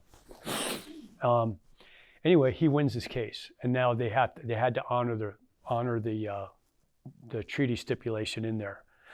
Unfortunately, in 1908, there was the Swan Massacre, and what that comprised of is there was a game warden for the state of Montana by the name of Charles Payton, inveterate Indian hater, didn't like him. Also had an alcohol problem. So on patrol, now these sailors had been hunting over in the Sealy area for forever. And so the early settlers there got to know these people and traded with them. We think what happened when you try to do a forensic analysis of what could have led to such madness. You know, you kill four men, or 3 men and a boy, 13-year-old, murdered. Incidentally, the state of Montana still classifies Charlie Payton as a hero because his deputy went back to the bars and he was hailed a hero. Everyone's buying him drinks for killing these people. Number one, they had passes to leave the reservation from the agent, permission to go hunt. So that story went out the window. Then his story was that these 3 Indians had their rifles squared on Charlie Payton, and he was able to kill each and every one without getting fired on. I don't know what movies they were watching. I mean, there was no movies at that point, but yeah, it was a bald-faced lie. His deputy realizes that the judge wants to come in, have him come in for questioning, because they're all going, yeah, that's a nice story, but that's not possible. You know, the other nonsense went on. The other thing that happened, he realizes that 2 women were able to escape. Clarice Paul and a woman by the name of Mary Finley. Her maiden name was Stussy. Her father was murdered, was one of the ones murdered. She was able to escape on horseback. So was Clarice Paul, and shared their story, you know, with the people, what happened. The next day, I know one of my great-grandfathers, August Ashley and Antoine Finley, went up there to retrieve the bodies. However, they were already starting to decompose. Yeah, I was looking for decay or something. But anyways, they decided to bury the bodies up there and then come back in the winter to bring them back the rest of the way. So it was very sad and a really ugly stain on the state of Montana's history. And to me, it's infuriating that you still call that guy a hero for being a murderer. And he had told people, and we think where the misunderstanding came from is that one of those local people that were friendly with these people was waiting for them. Over the ensuing prior year, he had killed 40 deer, give or take, and had those. He knew about the Salish and Pend Oreille skill in dressing hides. That's what they were known for. So he's waiting for them. He had these deer hides all stacked up, waiting for them to take and trade. When that game warden saw that, he assumed that they had just been going whole hog, on a slaughter mission. And so we think that's where he got in his head he was going to kill these people. So that's where we're at with that. A couple years ago, I get a call from Thompson Smith. He's the historical coordinator for the Salish and Kalispé culture program. And they came up with a paper that was done by a Louise McDermott. And she was a teacher at the Catholic boarding school for the Indians in St. Ignatius back in between 1898 and 1901. And the main informant was a woman by the name of Sophie Panetzi, and she was answering all his questions about what did we believe before the Catholics and what her thoughts were about different things. He goes, then we went on a genealogy search trying to find out modern day descendants, and then Thompson goes, and here this whole time it was you, right down the road. So this is Sophie here. That's my dad's Uncle Frank. This is a cutout photo.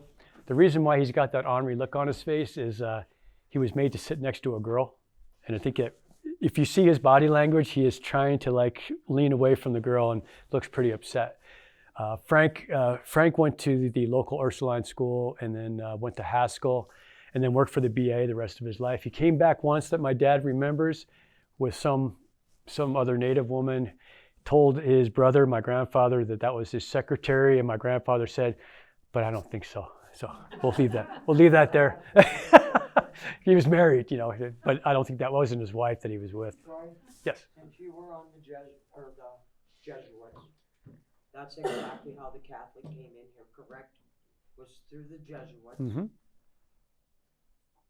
Now, why did they come and bother our tribal members that were already into their own little circle? Well, following God anyway. Well, I'll tell you. We are God's people.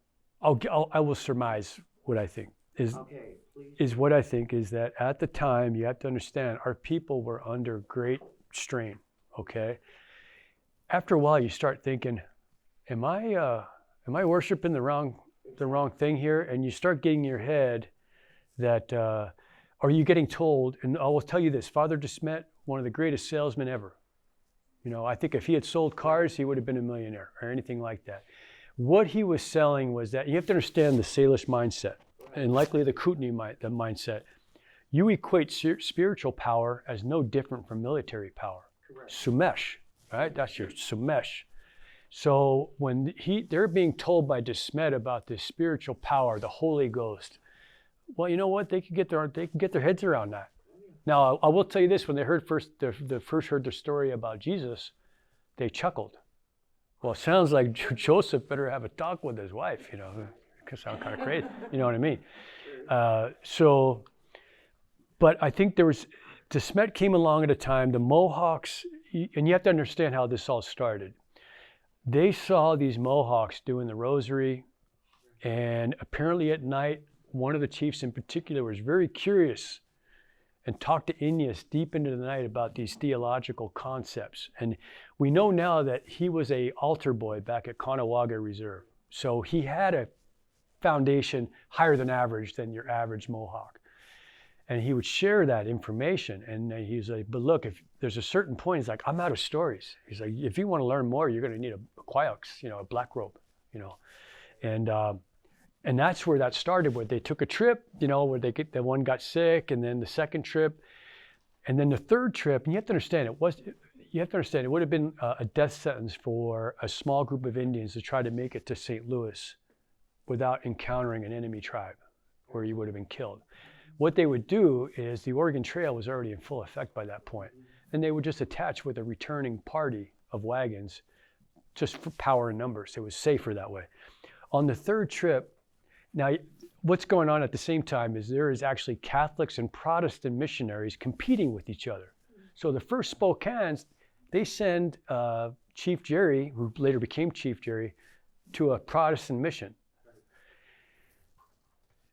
But our people, hey, look, you know, you got to sell it, right? So you look at these priests. They got the black robes, they got the hats. They don't get married. They don't have a wife.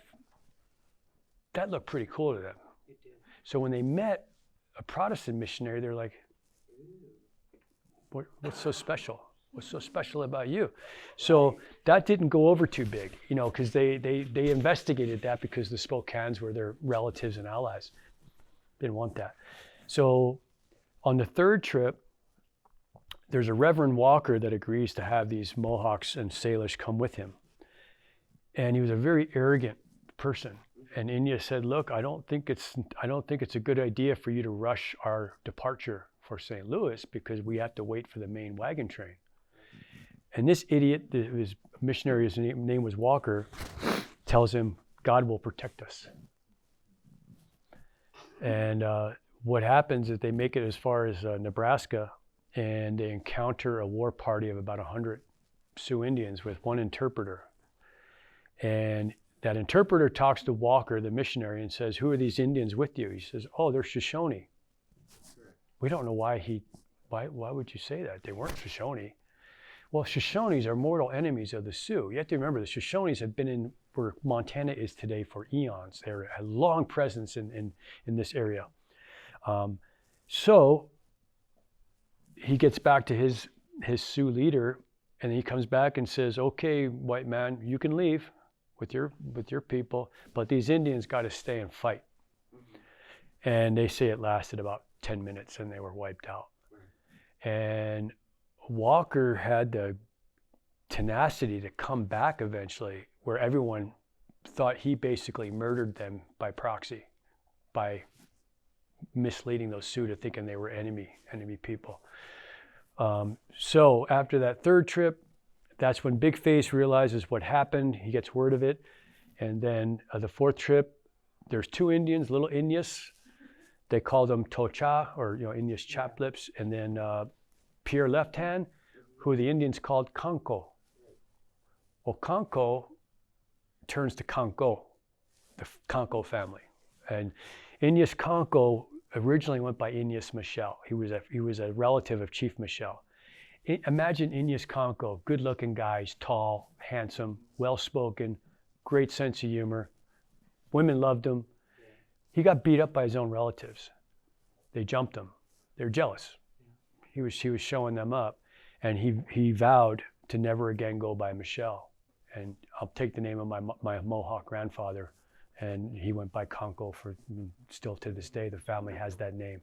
So anyway, that fourth and final trip, by the time the tribes here hear word that they came into what is now Montana, they couldn't wait, and they went to go meet him.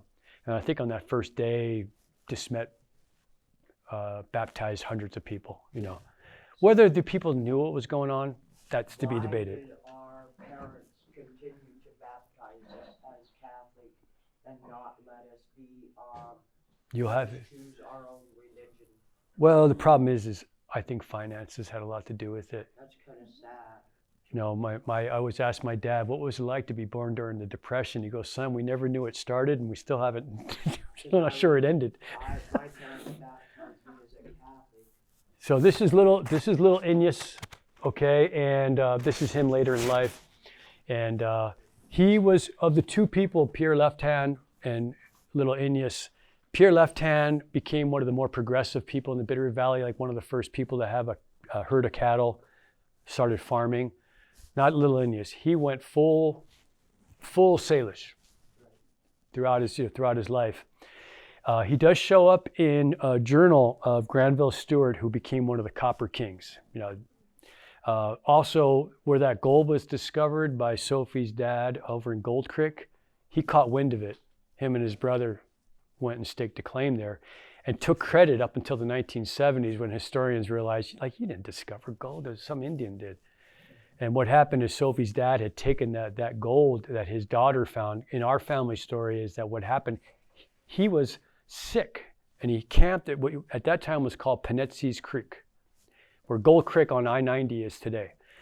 He was sick and his daughter went to the creek, went to Gold Creek, or Penetsi's Creek, got water and saw something shiny in the water.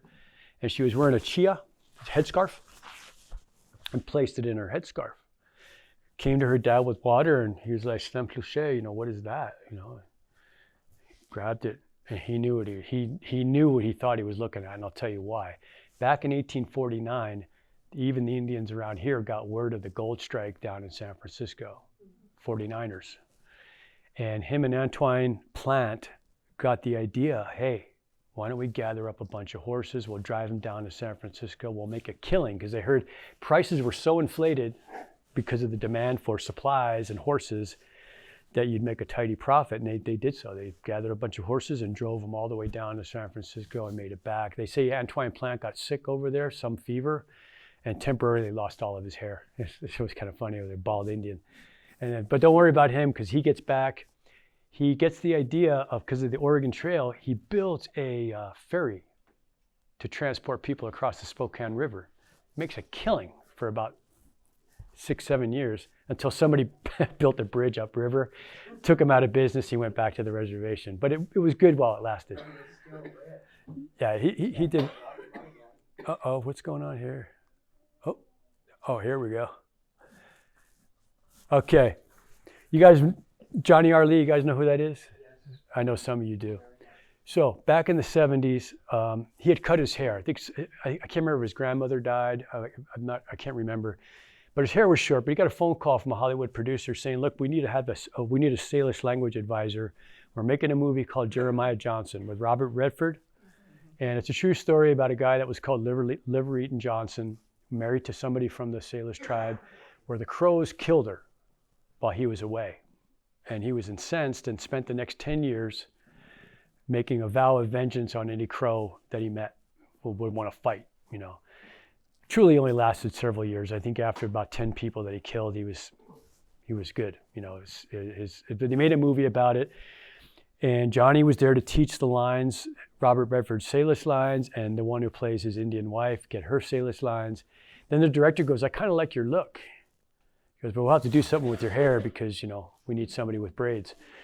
So they got a wig for Johnny, and the first scene that he's in is Robert Redford meets these flatheads for the first time, and he's nervous as heck, never been on camera before, and he's going through the thicket of branches, and the wig gets caught on some branches. Cut, and he's like, "Great, my first take was an utter failure." I'm just gonna, I'll show you this. You know what's really fun? Get through the commercial. Hey, we're How Ridiculous, 3 childhood friends and digital. Oh, I thought it was gonna work. Sorry, guys. Okay. What would it have been? Oh, it was that scene I was telling you about. But his wig stays on. His wig stays on that one. Okay, so these are the 3 chiefs at the time of the treaty. Okay, or no, I shouldn't say that. Chief Phineas Big Knife was not chief yet. He doesn't become chief until 1870, 1855. 1855, there was a chief by the name of Michel. The Kootenays, I think, called him Mista. Does that sound right? Mista. You got to remember, back in more or less politically correct times, as an example, comedians would often make fun of Japanese the way they said Cadillac. So they would say Cadillac, because they just don't know L's. Often was the case for either Salish or Kootenai. There's just certain words they couldn't get their tongues around. So Chief Alexander, Chief Victor, and at the time that Mista tells the negotiators, "I am comfortable with having Alexander speak on my behalf." So he doesn't have any input in the treaty. He declines to make any comment. Chief Alexander and Victor, however, are in disagreement. Alexander doesn't want to leave here, and Victor doesn't want to leave the Bitterroot. Governor Stevens, ex-Civil War officer, general jerk, arrogant, insulting. At one point, Alexander tells him, you speak sharp like a Blackfeet, and that was not meant as a compliment. He was very irritated with his behavior. I think he called Victor a dirty dog, or it's just really insulting. Oh, here's the chiefs. Part of the challenge of being a leader was not only navigating the challenges of dealing with enemy tribes, but dealing with these guys. And Chief DeSmet, or Father DeSmet was more of the salesman. He'd go to the group and say, we're going to do this for you, and you're going to have this spiritual power, get everybody all excited. Off he went. And then Mengarini took his place down in Stevensville. He was an aristocratic, a member of an aristocratic family. In Europe at that time, generally the oldest sibling gets everything as far as material possessions. And if you had two more boys, you wanted one in the military and at least one in the priesthood. So that was his family. He was the priest. Very intelligent. All the dictionaries and grammar tables that we have was based off of his early work. He was very gifted in languages. Father Hulken was actually well liked. He observed the treaty. Now you're probably wondering, like, if these guys could speak Salish, why didn't they serve as interpreters for the treaty? Because all the best Salish interpreters were already employed elsewhere at trading posts and such, and they weren't going to lose their job to serve as a treaty or as a translator for a 2-day negotiation or 3 days. It just didn't make sense. So they chose a guy by the name of Ben Kaiser that was a Shawnee Indian that married into the Bitterroot Salish. And all I'll tell you is that Father Hulken, who could speak Salish, said that Ben Kaiser's Salish is worse than his English. I am not really sure how much was fully understood by either side. And he said it is a comedy. It is a comedy, if not a tragedy, or something along those lines. It was a complete disaster. And this is Alexander Beartracks. Y'all remember the bridge renaming? This is a very influential man, a sub-chief at the time, and a medicine man. He was credited with some abilities that are fantastic. One thing I have a rule when it comes to medicine men and things of Sumesh. It's like Fight Club. Never talk about Fight Club. I won't talk about that. So to anyone outside the tribes. No offense to anybody. 4 trips to St. Louis. We went over that. This is Francois Saxon. I just want to relate a story to you about that. We talked about the woman here, the convergence between native religions and Salish, their own native beliefs.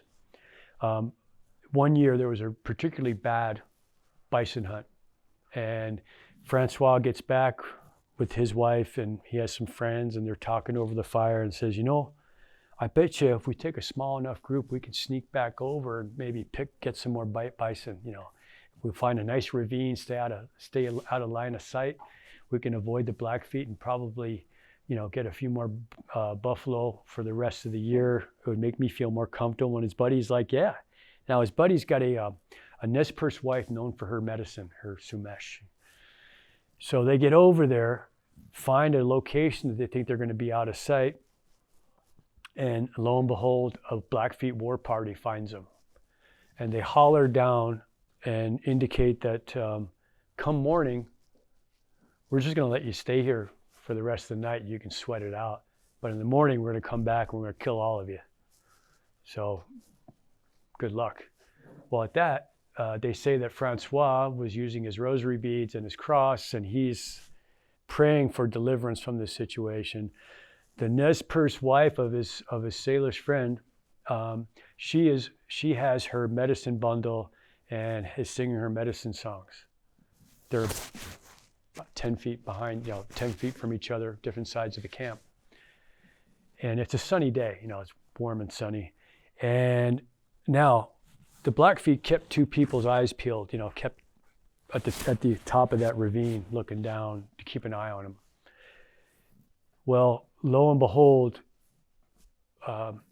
clouds started rolling in and wind starts picking up. It gets darker, cloud, wind is more picking up, and all of a sudden there's a flash of lightning and then thunder. Now the Blackfeet, are suspicious, are superstitious people, just like any natives, and they consider that a bad omen. and they had witnessed that woman singing her medicine songs, and they abandoned the siege, and they were able to sneak out with whatever kill they had and got back to the Bitterroot. But the question was, when they shared the story with the rest of the people, was it that Nez Perce's woman Sumesh, or was it Francois' white man medicine? Or was it both? Right? We'll never know. So, but that's the idea of that clash of beliefs. We went over this already. Here's that guy on the right is actually a Blackfeet tribal member. He was the first Native American priest ever in the United States. And he's giving communion. The guy on the right, that's Palasi Kokui. His brothers were the Antoine brothers. Again, this is a situation where priests did not like Indian last names. They'd go out of their way. If you had an Indian last name, they would give you your dad's first name as your last name.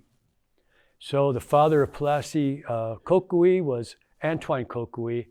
His two older brothers were given the last name Antoine. He refused and went by his father's Indian last name, Kokui. Yeah. I was reading this book, and it was talking about the Merriam Report, and it showed where the U.S. government documented how many natives were on the res and what denominations they sent to that reservation, whether it be Baptist, Lutheran, Catholic, and that they actually paid to get those denominations here and established on reservation. And it was a part of the assimilation efforts to kill the Indian and save the man. Yeah, well, that was the head of the Carlisle Indian School. That was his motto. Mm-hmm. Yeah, kill the Indian and save the man. Yeah, that was it. Yeah, I don't. But that's Paul Charlot next to him, and then next to him is Joe Telpa. This gentleman right here. Humorously enough, I heard this story from Noe Pichette. He said when he was a young guy, my Uncle Bill took $10 from Joe to get him some wood, right? And so Bill needs some help, and he gets Noe Pichette. At the time, Noe's like 18, and he says, get $10. Now this is back in the 1940s, right? So $10 is not $10 that we think of today. He's like, hey, Noe, he said, what do you say we just go get drunk? And Noe's like, we can't do that. That's an old man, He can't do that. And then Noe pauses and goes, well, then we got drunk. But Joe Telpa was not a very happy man after that. Here's another picture of, this is Francois Saxa and his son, Pierre Lamousse. Now, what's interesting, when Chief Charlot died, a lot of people think that naturally Martin Charlot just took his place. It's not how it happened. They took a vote. So Pierre Lamousse, his mother was a Charlot. So Chief Victor was his grandfather. And they say what happened, and there was a number of people that were up for taking Charlot's place. Pierre Lamousse, because of his connection to being a grandson of Chief Victor. Martin Charlot. Big Sam. Big Sam was a nephew of Chief Arlee. Many of you know the Big Sam family in Arlee. I was married into that family. And so Big Sam, luckily he didn't get the job because he died like 2 years later, after Charlot did. And Sam Resurrection, I'm gonna clear this story up. I've heard so much BS related about this, you have no idea. I even had an elder at the Longhouse several years ago tell me, yeah, she remembered that. I'm like, well, then you were born in the 1860s. That's amazing. I didn't say that. I just kept my mouth shut. But anyway, what happened is, number one is Sam was born into the Cultamy family. It was at a time when people started needing last names. Cultamy is just an agent's bastardization of Skaltamy, which means man. Give him a man's as good as anything else. So he was Sam Cultamy. His brother Martin Cultamy is on the wall right there. That's a photo that I found, and the woman in the picture is Sac Woman.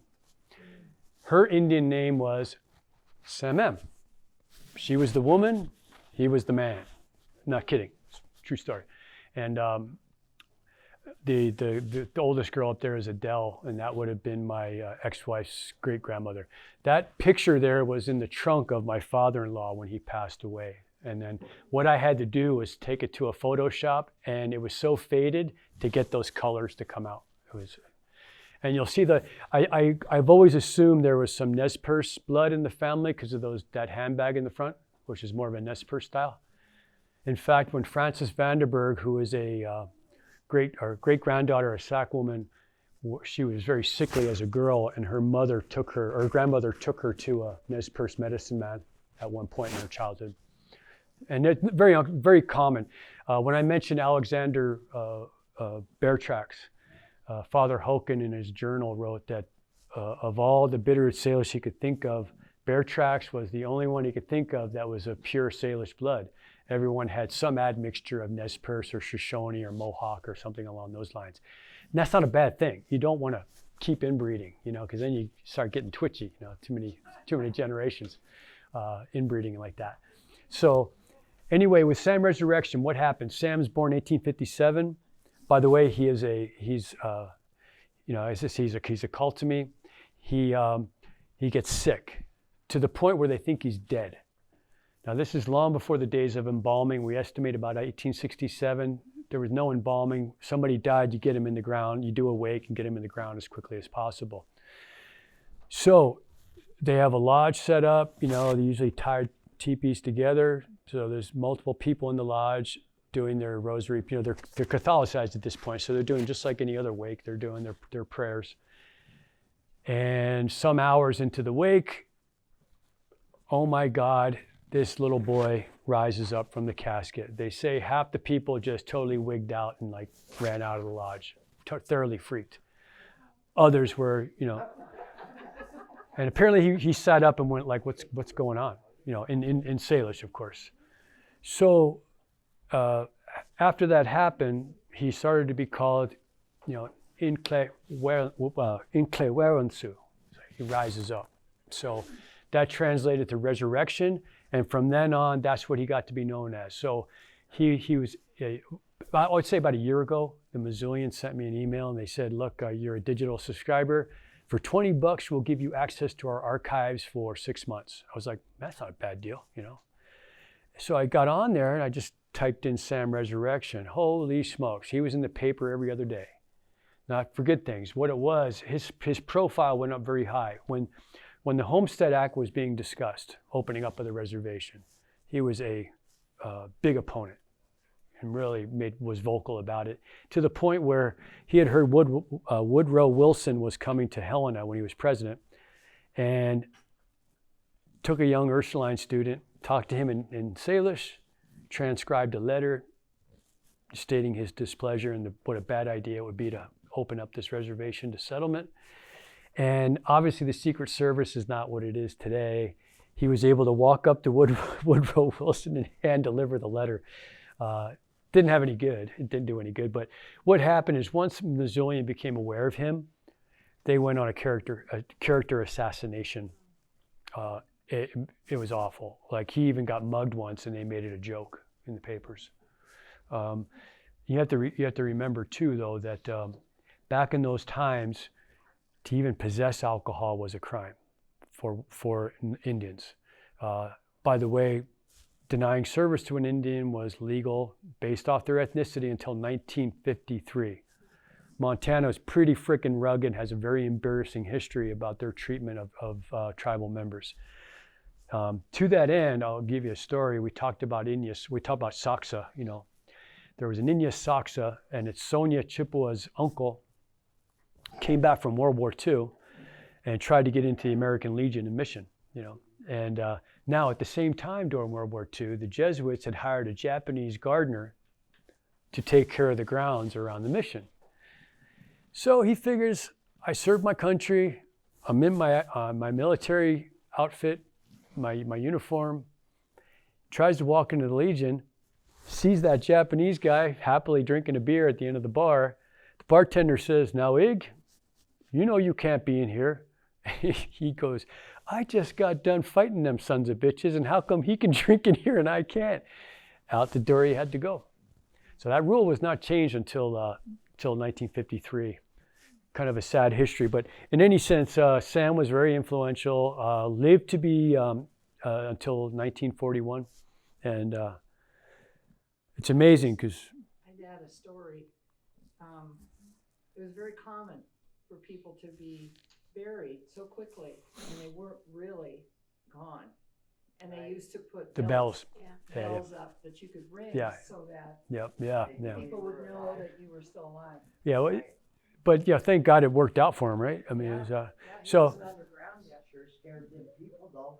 Yeah. terms of the Hellgate Treaty, as you can see here, and then 1.3 million acres by ceding 20 million. Go back to that slide for a There's minute, people in the coffins. where it says, the tribe ceded over 20 million acres of land to the United States. What land? What 20 million acres? Western Montana, the Okay, and said. yeah, you're talking "We do about all of this and we'll take this." you're talking about the Kootenays and the Salish. Yeah, yeah. I mean, what this always got to follow the money trail. Like, why would the government want a treaty? Well, they were getting ready to build a railroad. Well, they Yeah. wanted people localized. Well, they wanted to get them away from white people, get them on a reservation, build their railroad, and hey, you bet, man. Yeah, sure. Okay, great. Thank you. Anyway, so that was really the reason, is they wanted to get them onto reservations, minimal contact with white people. But that happened all over the United States. Oh yes, it wasn't just here. It was just, it's our story, right? Yeah. So language barrier, we talked about that already. Governor Isaac Stevens, all around jackass, very, very arrogant man. The controversy about, are we going to be here in the Bitterroot? They decide to not make a decision. Isaac Stevens wants to get the heck out of there. His next move is to go across the mountains and do a hunting treaty between the Blackfeet and the Nez Perce, Salish, and Pend d'Oreille and Kootenays. So he's on a time crunch. He's like, God damn it, just sign the damn thing. We'll figure it out later, is basically what happened. 1859, the government wants to see these chiefs of the Colvilles, the Coeur d'Alenes, the Bitterroot Salish, and the Pend d'Oreille. This gentleman here, Chief Adolph, he represents the Bitterroot Salish. For whatever reason, I don't know why Chief Victor didn't want to go. So he sent his sub-chief, Adolph. And then Chief Alexander here is our local Upper Pend d'Oreille chief that signed the treaty. He does have some direct descendants that, frankly, we just discovered in the last 10 years, and it's the Beaverhead family.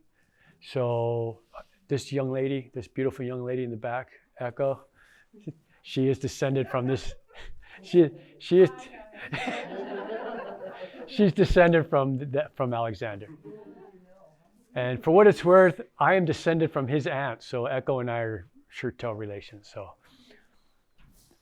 And then what happens in 1872? I know, guys, I don't mean to keep you longer than, I know it's 3 o'clock, but I just want to get this out. We might have to do a part 2. So what happens? They want to get the people out of the Bitterroot, right? And the Bitterroot people think that they hadn't heard nothing since 1855, so they figure, well, I guess the government decided it's cool to live here, right? Yeah. Well, not so fast, right? So they get this James Garfield, who's a congressman from Ohio, very arrogant, very ambitious man, and he says, "Look, you leave this chief to me. He'll be signing in no time. Just get me out there. I got this." He meets with Chief Charlo. He's able to get 2 sub-chiefs to sign off. It was Chief Adolph and Chief Arley. Sorry, Chief Arley. And he gets them to sign. But Charlo, nothing doing. So what do you do when a guy won't sign? You put his X in for him. Now, back in those days, there was triplicates made. This is long before copiers and mimeographs. You made 3 copies, one for the local territory governor, one for the Indian Office of Indian Affairs, and one for Congress. The one for Congress had an X, the other 2, no. So he's furious. Charlo finds out. He's furious with the deception. And so what happens is he denies everything.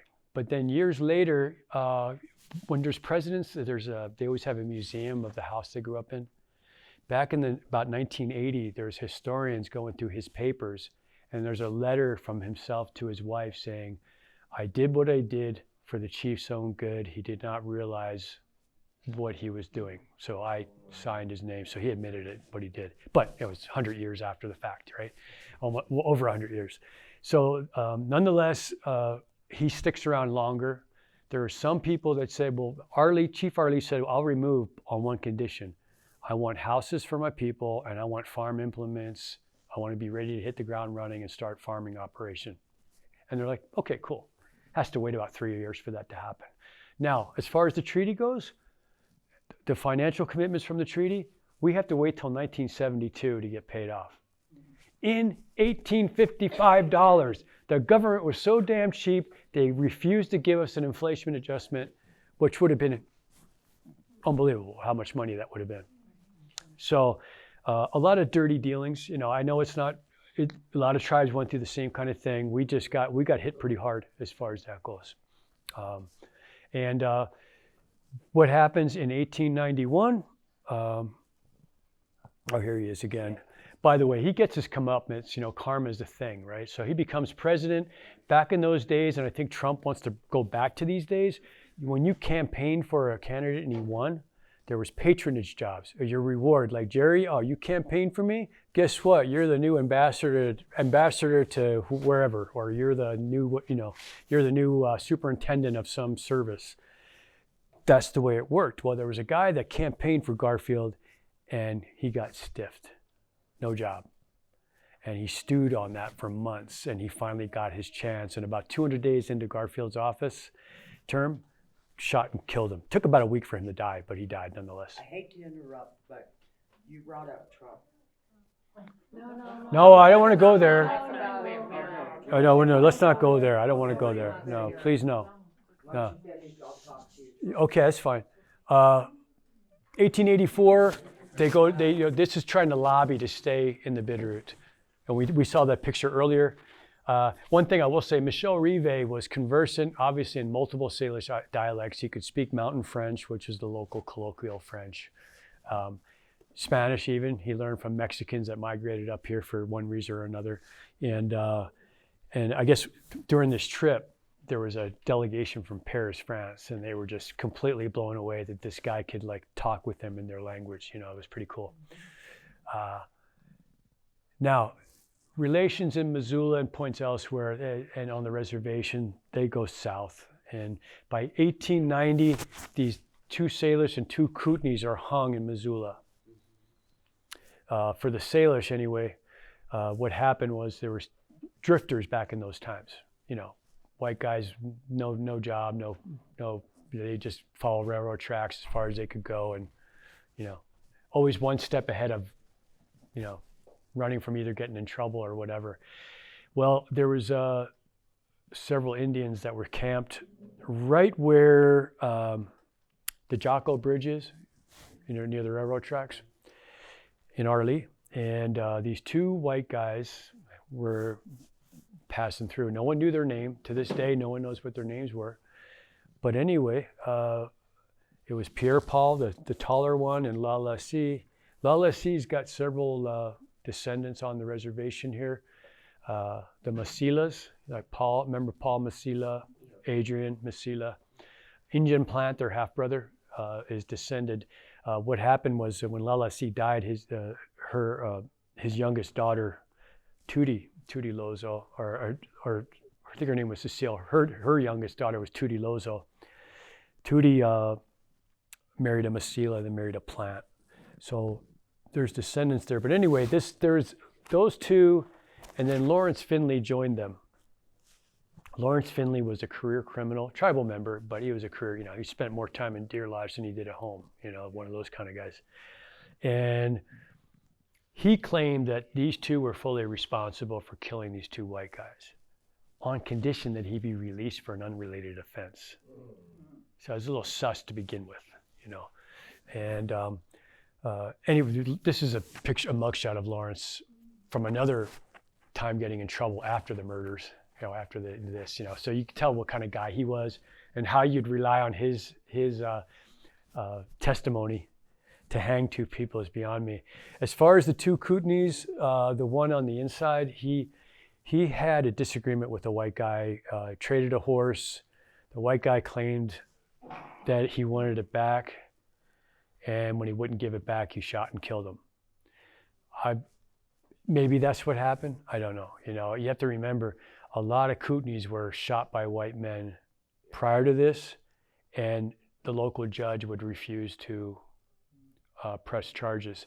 Their rationale was, why waste my time? There ain't a white man in this area that's ever going to convict a white man for killing an Indian. So let's not bother. That's how the whole Chief Joseph thing could have been avoided. That's the only reason why it happened. Chief Joseph's case, there was an elderly Nez Perce man that was getting ready to go on a bison hunt. He had a new neighbor, white guy, and said, hey, look, if you like, you can take this little piece of land to add to yours if you're worried about making enough farming opportunity. But when he came back, he took all of his land except his house. And when the guy came to complain, what are you doing? I didn't tell you could have all this. Just that piece over there. He went into his cabin, turned around, went into his cabin, grabbed his rifle, calmly walked up, pointed it at his head or his chest, and blew him away, murdered him. The guy's son, mother goes to the magistrate locally. The guy said, I'm not going to press charges. What white man's ever going to put a guy in jail for killing an Indian? Now, that kicked off a series of events that led to a lot of deaths. And what happened was the son was apparently a well thought of man. There was a Nez Perce gal that was committed or that was liked by another Nez Perce, and he knew that she had a thing for the son of the guy that was murdered. And to get under his skin, he said, what kind of warrior are you? You're the one who lets a white man kill your father and does nothing about it. Well, the guy That's where it started. What happened is, he was so emasculated and shamed, he went and killed a couple white guys to prove that guy wrong. And before you know it, you got full-scale mayhem for the next year or two. So that's how it happened, So a couple other, this is Paul Charlot to the left, Chief Charlot, Pascal, Antoine. We talked about the Cocoese earlier. That's one of the other brothers. He would often serve as a translator. He was also a nephew of Sam Resurrection as well, that Pascal. And then Martin Charlot to the right. Martin was chief until 1942 when he died. This is Major Ronan at the Flathead Agency that used to be there. Where my house is today, I could walk there in 5 minutes. But unfortunately, it's not there anymore. Where the Jocko Church is, imagine buildings being about 50 to 75 yards west of the church. Back after Chief Joseph's rebellion, Montana white people became paranoid of Indians. No one could gather a group more than 10 people, or else they would be subject to imprisonment or getting jailed. Even down to religious ceremonies. We have what's called Medicine Lodge, and our people would have to go all the way to the other side of the reservation to Camas Prairie just to be able to practice our religious observances. Imagine in the wintertime having to go from Arlee all the way to Camas Prairie on horseback or wagon in January. So Inez Adams comes along, Elder Louis Adams, who died several years back. This is his grandfather. He's 25 years old. He says, this is nonsense. We already have the powwow back, and the way they sold the powwow to the agent, they said, look, this isn't about Indian custom. We're going to celebrate 4th of July. And that agent went, all right, I can get behind that. 1898, that's when they restarted having a powwow. And after Inez did that, then other families started having their own medicine lodges across Arlee and Jocko Valley. This is the old Flathead Council. You guys are all familiar with the 10-member council. Such was not the case prior to 1935. The reason why there's so many people is back in those days, you have 20 people on council, maybe 10 show up to the quarterly meeting because of road conditions. Maybe they're hunting over in Sealy. Any number of things. How many of those people were paid back in those days? Come on, Troy. They weren't. They met 4 times a year. That was it. Yeah, exactly. Yeah. Now, why are our councilmen being paid so much? I don't know. I don't know. I mean, I don't. I'm a little steamed at the. I don't know. Right I know. Anyway, here's the names. This picture here. If you recognize any names, you can see familiar names. Inez Ignace Conco, John Pierre. Lasso Stasso was a Kootenai, humorous guy, had a lot of girlfriends. One time he was interviewed and he said, well, technically I'm 3/4 Kootenai, 1/4 Flathead, 2 cents French. Thought that was pretty funny. But anyway, he claimed that his medicine, he had a very strong love medicine, which is why he had so many girlfriends. But he had a brother too, that looked very similar to him. And my dad said when he was young, you might pass Lasso in Polson. His brother lived in Arlee because he married a Salish woman, and you'd be like, how do you beat me down here? Because they look so much alike. Joe Pierre, that was Pat's uncle, and he was a Carlisle Indian School student. On his way to Carlisle from the reservation here back around 1912, he was harassed so much by white people on the train going to Pennsylvania that he asked the caretaker for them to cut his hair because people were yanking his braids and such. It was really ridiculous. Father O'Malley up on the right-hand corner could speak Kootenai. He could do his homilies at Mass in the language. I'm not saying it was super fluent, but the Kootenays could understand him. To that end, Father Hoken, he writes in his journals, he was getting quite impressed with his Salish ability. And he said, I considered myself a master of the language. So he says, one night he's by a campfire in Stevensville, and there's an elder one night, and he says, hey, how's my Salish? And he says, well, Father, and this is all in Indian. He goes, you speak like a child, but we understand you okay? He goes, crushed. It's like, oh, take the arrow out of my heart, He felt really humbled by that. Anyway, 1935, what happens? We get the IRA Constitution, first tribe in the country. Why does this happen? What the government was finding out in all reservations across Indian country is the mixed bloods were running the show. You have to remember, even up in the 1930s, there were still families that did not speak much English at all. So mixed bloods, they could speak English. They had an advantage over their traditional relatives. Consequently, the balance of power was way out of whack. So they wanted to go to a more democratic system.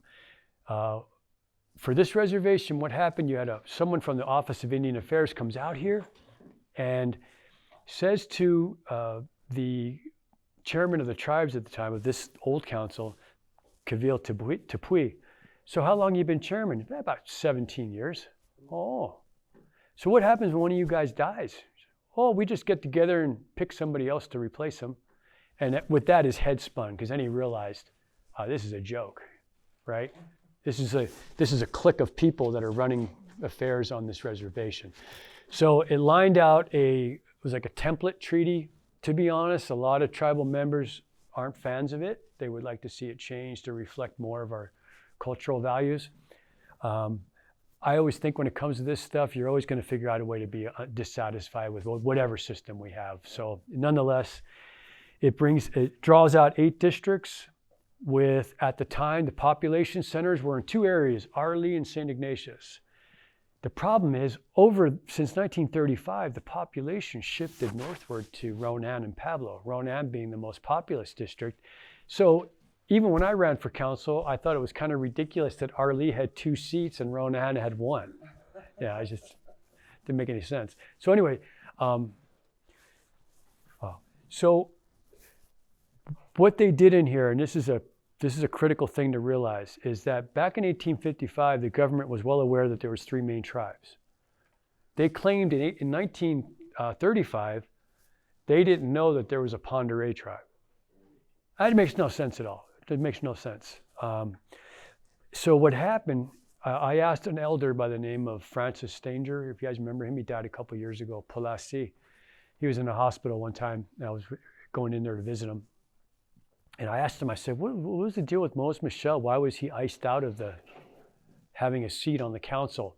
I should explain, Crustada and Martin Charlot had lifetime appointments to the council, but then it stopped with them. No more chiefs on the council. They've been trying for decades to take power away from the chiefs. And to the point where they even had flathead judges for a while. in the early 1900s. So the chiefs didn't have that influence because they would normally mete out the whippings and whatnot. There's even one, you ladies will love this, where there's a woman that stepped out on her husband with a guy. And she finally came back after a month or so. But then the following summer, it happened again. This time she got arrested by the tribal cops, took her to Dixon. No, it's not funny, I'll tell you why. 4 tribal cops held her down, and the 5th one gave her 25 lashings with a whip to her back. This is in 1905. We're not talking ancient history. You know, it's oddly enough, the guy that she ran off with shot her great-grandfather years later, Jim Matt. They had had an altercation several months before. Jim Matt said, "I'll kill you," and came to his cabin in Arlee one night, banging on his door, and John quickly opened the door and blew him away. And unfortunately, Jim was found with like bullets in his back. So he was already running away. How John got out of not going to prison, who knows. But anyway, Vic Matt and his siblings were all made orphans, basically, because their mother was killed as well later on. I only know this stuff because my uncle was married to one of her great aunts. Vic's sister, Gladys, was married to Mark, Felsman. Yeah. So anyway. So this is a picture of the first council. You'll see on the far left was Nick Lassaw. That's who Lassaw Restaurant's named after. To be honest, like I'm on the board of gaming and we were racking our brain for a name and we wanted to get somebody that had NFL, been a professional athlete. Nick Lassaw played for the early NFL Oorang Indians. It was an all-Indian NFL football team. When he wasn't playing football, he was a circus strongman, kid you not, and a pro wrestler. He was quite the guy.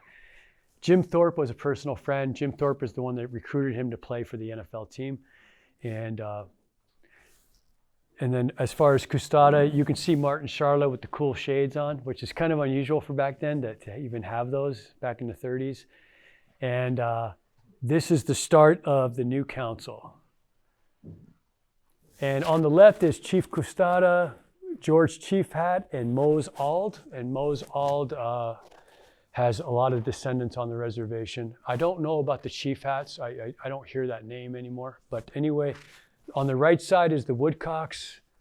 And this, the woman in the middle is my kids' great-great-great-grandma. So her son, Pete Woodcock, was my ex-wife's great-grandfather. No worries, no worries. No, we might have to do a part 2, Jerry. I don't, it's, because I got more, guys. Sure, we've got more questions. Yeah, John Delaware, very noted guy, and his father was a Delaware Indian. That's why he got the name. And that is Big Knife on his allotment, the one I told you where the fire was 2 years ago. And Big Knife is the gentleman right there on the right-hand side. Quite the guy. Bison hunting, as you know, this is Indius Big Knife again. This is Tom Antiste, the original Tom Antiste, not the Tom today. He was a sub-chief under Custada, quite the guy, a very anti-alcohol person, and really admonishes people to stay sober and quite the example. Went to DC several times on the tribe's behalf. And of course, George Chief Hat again. Sophie Finley, she was a half-sister to Custada's wife, Suzette Finley. And her husband, that was a Cree Indian by the name of Andrew Valley. I can't see it from the angle. Oh, this is Louis Pierre and Arlee. What the government was doing, they were trying to show the progressiveness of Indians, and they were taking pictures of Louis Pierre and his ranching operation. There he is there on the left. You'll see this picture at the Lands Department at the complex. And this is my ex-wife's great-grandfather there. Antoine Plant, this is a park in Spokane. I told you about the guy that had the ferry over in Spokane. They made a park in his honor back in the 80s, I think. And all the Plant family from the res here came over to Spokane for that grand opening. This is Isidore 3 Woodcocks, Chetlespua, and it went to Woodcock afterwards, so it had a tendency to shorten names. Another example is Falcon Robe family went to Blanket Hawk, and then just the Hawk. So always, the priests really did. They felt Indian names were what's that word I'm looking for? Pagan. Yeah, right. Yeah, pagan. And then the dam's complete. 14 people die in the Macon Occur Dam. Did provide good wages to people, but it was costly, in that respect. There's Louis Ninepipe with the wheelbarrow, which looks, for some reason, it looks ridiculous. No wheelbarrow. Louis made national news back in the early 70s. They had made a powwow record back in the late 60s that actually did worldwide distribution. One of the copies made it to England, where a young lady bought it and became captivated and reached out to Louis Ninepipe. They start corresponding. And in 1971 or 72, she comes to Montana. She's 27 years old. Vivian Redwing is her name. And they wind up getting married. True story. Made it Paul Harvey. It's on Paul Harvey, that radio show from back in the day. Now, at the time, I guess there's no young kids in here anyway. So Just one. it was local. This is not too racy. It's just the local people. This was a very scandalous thing. They were like, "What is going on here?" At this time, Louis like 79 years old. He's an old man. So a bunch of guys that know Louis, and he's a well-known guy, they get together and say, like, "Look, we got to talk to Louis. This is insane." And so one of them says, "Look, I'll talk to him." So he catches up to him down at the old Stockman's bar, and he says, "Now, hey, look, Louis, I got to talk to you about this thing you got going with this British lady." So, yeah? He says, "Well, Louis, me and everybody else, we're really concerned, about your situation." Oh, he says, "God damn it, Louis, you're not getting it." He says, "Don't you know vigorous sex can cause massive heart attacks?" And Louis shrugged his shoulders and said, "Well, if she dies, she dies." So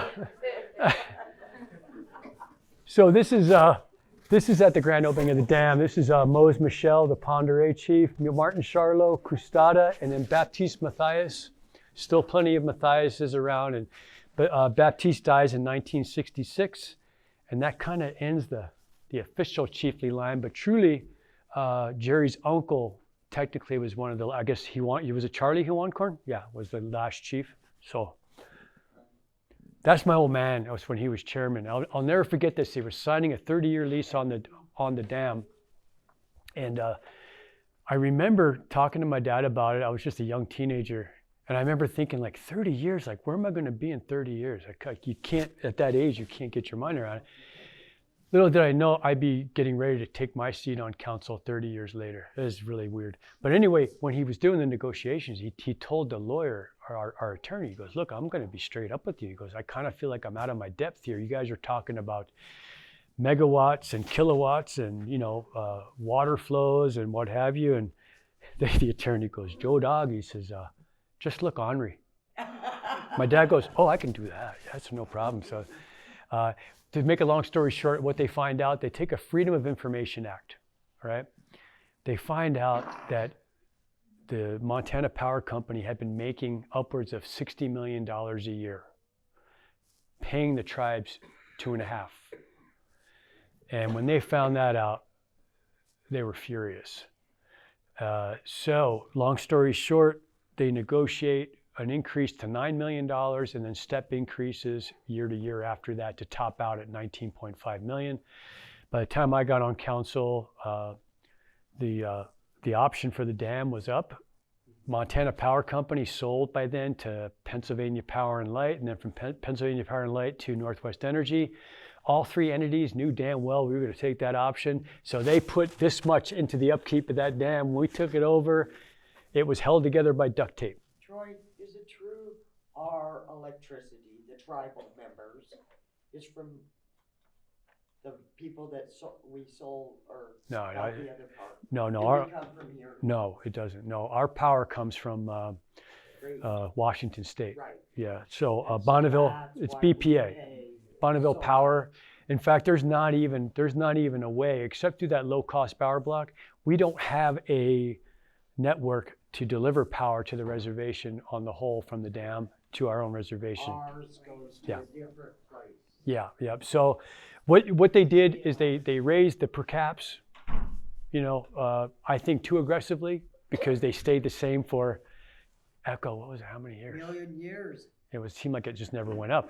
I just think they got so excited with that influx of income, the council got too aggressive, and instead of having a progressive increase, what they should have, they stuck at $400, every 3 months forever, for like over 20 years.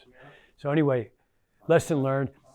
Now, what happens in the 80s? They know they need another way. You can't get by on just timber sales and leases on grazing land. Not going to work. Not in the newer economy. Ronald Reagan runs for office. He courts the tribal vote. He says, I'm about self-sufficiency. Well, a lot of our councilmen were ex-veterans, and they're like, all right, this guy, we could work with this guy. They didn't understand what he was saying. What he meant was, I'm going to slash your BIA budget by 50% and your IHS budget by more, and now you can be self-sufficient. Yeah, really, at the end of the day, it's what he did, and so consequently, they thought about, we got to think of some other revenue streams. They started S&K Electronics around 1988. Does well, still in business. For a tribal company, that's almost unheard of to be in business that long. 10 years later, 12 years later, one of the employees goes to a meeting and goes, wait a second, you mean we can create businesses off the reservation and bring the revenue home? That's S&K Technologies. Now S&K Technologies is 10 times the size of S&K Electronics. I will tell you this, when the S&K Electronics managers went to the council and said, we'd like to try to kick off this S&K Technologies, I think it was Floyd Nicola, who used to be Floyd Nicolai. He's related to all the Nicolais, but the military changed his name to Nicola, never knew why. In fact, Vernon's grandfather one time in Dixon Agency, Floyd had to be there. He goes, Nicola? The heck, what's this? He goes, I don't know, the Army did it, they changed my name.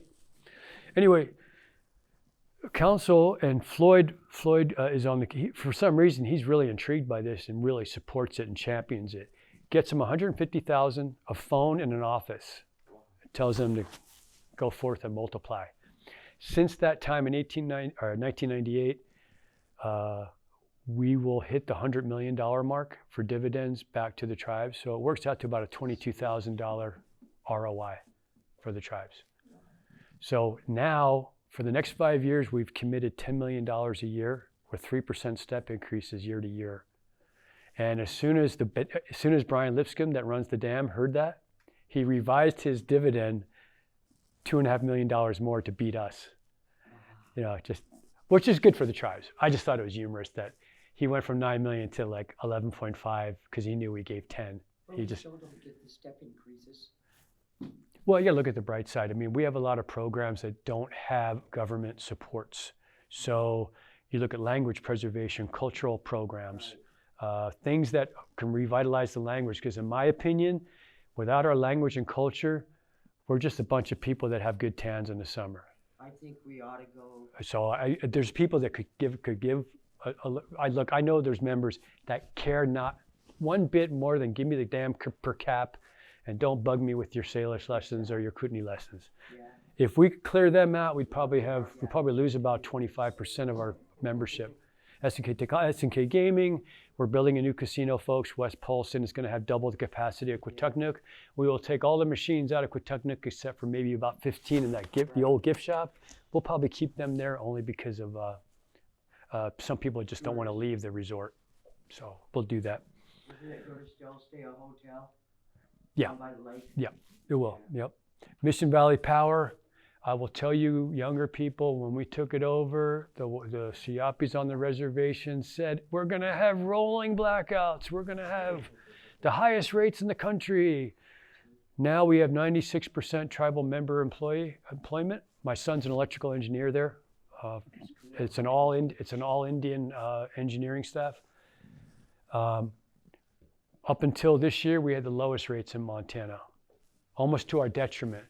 my son told me that when he came on board, that well, they were deferring necessary upgrades in our equipment to keep the low rates, but you can only do that so long. You can only do it so long. So hence you guys all got the letter about the 10%, 20% increase. Yeah. So I was really happy when I heard that. Eagle Bank, tribally owned bank, very critical for people that live on trust properties that can't go to a normal bank and don't want to go to tribal credit for whatever reason. You know, Energy Keepers, we've talked about that. Culture committees, you know, there is no government program for language revitalization, right? There's no government program to support Inkusum or the apprenticeship programs, both for the Kootenai and the Salish. So these monies that the corporations make are critical. And even with gaming, somebody went on Facebook last week and said, you guys all know that our casinos make no money. And I went, wow, okay, we just gave $20 million over the last 3 years. If you think that's not a lot of money, then you're in a higher income tax bracket than I am. So we talked about that. There's a picture of hunting camp. I think Echo's in there somewhere with her 30-30. So anyway, black and white photo, the Ponderes. I had to make sure you're paying attention stuff. Anyway, that's it. If you have any questions, you know. So what else? You know, believe me, I've got so many more pictures and there's so many other topics that I just don't have time to go into. Jerry and I will work it out. We'll work it out.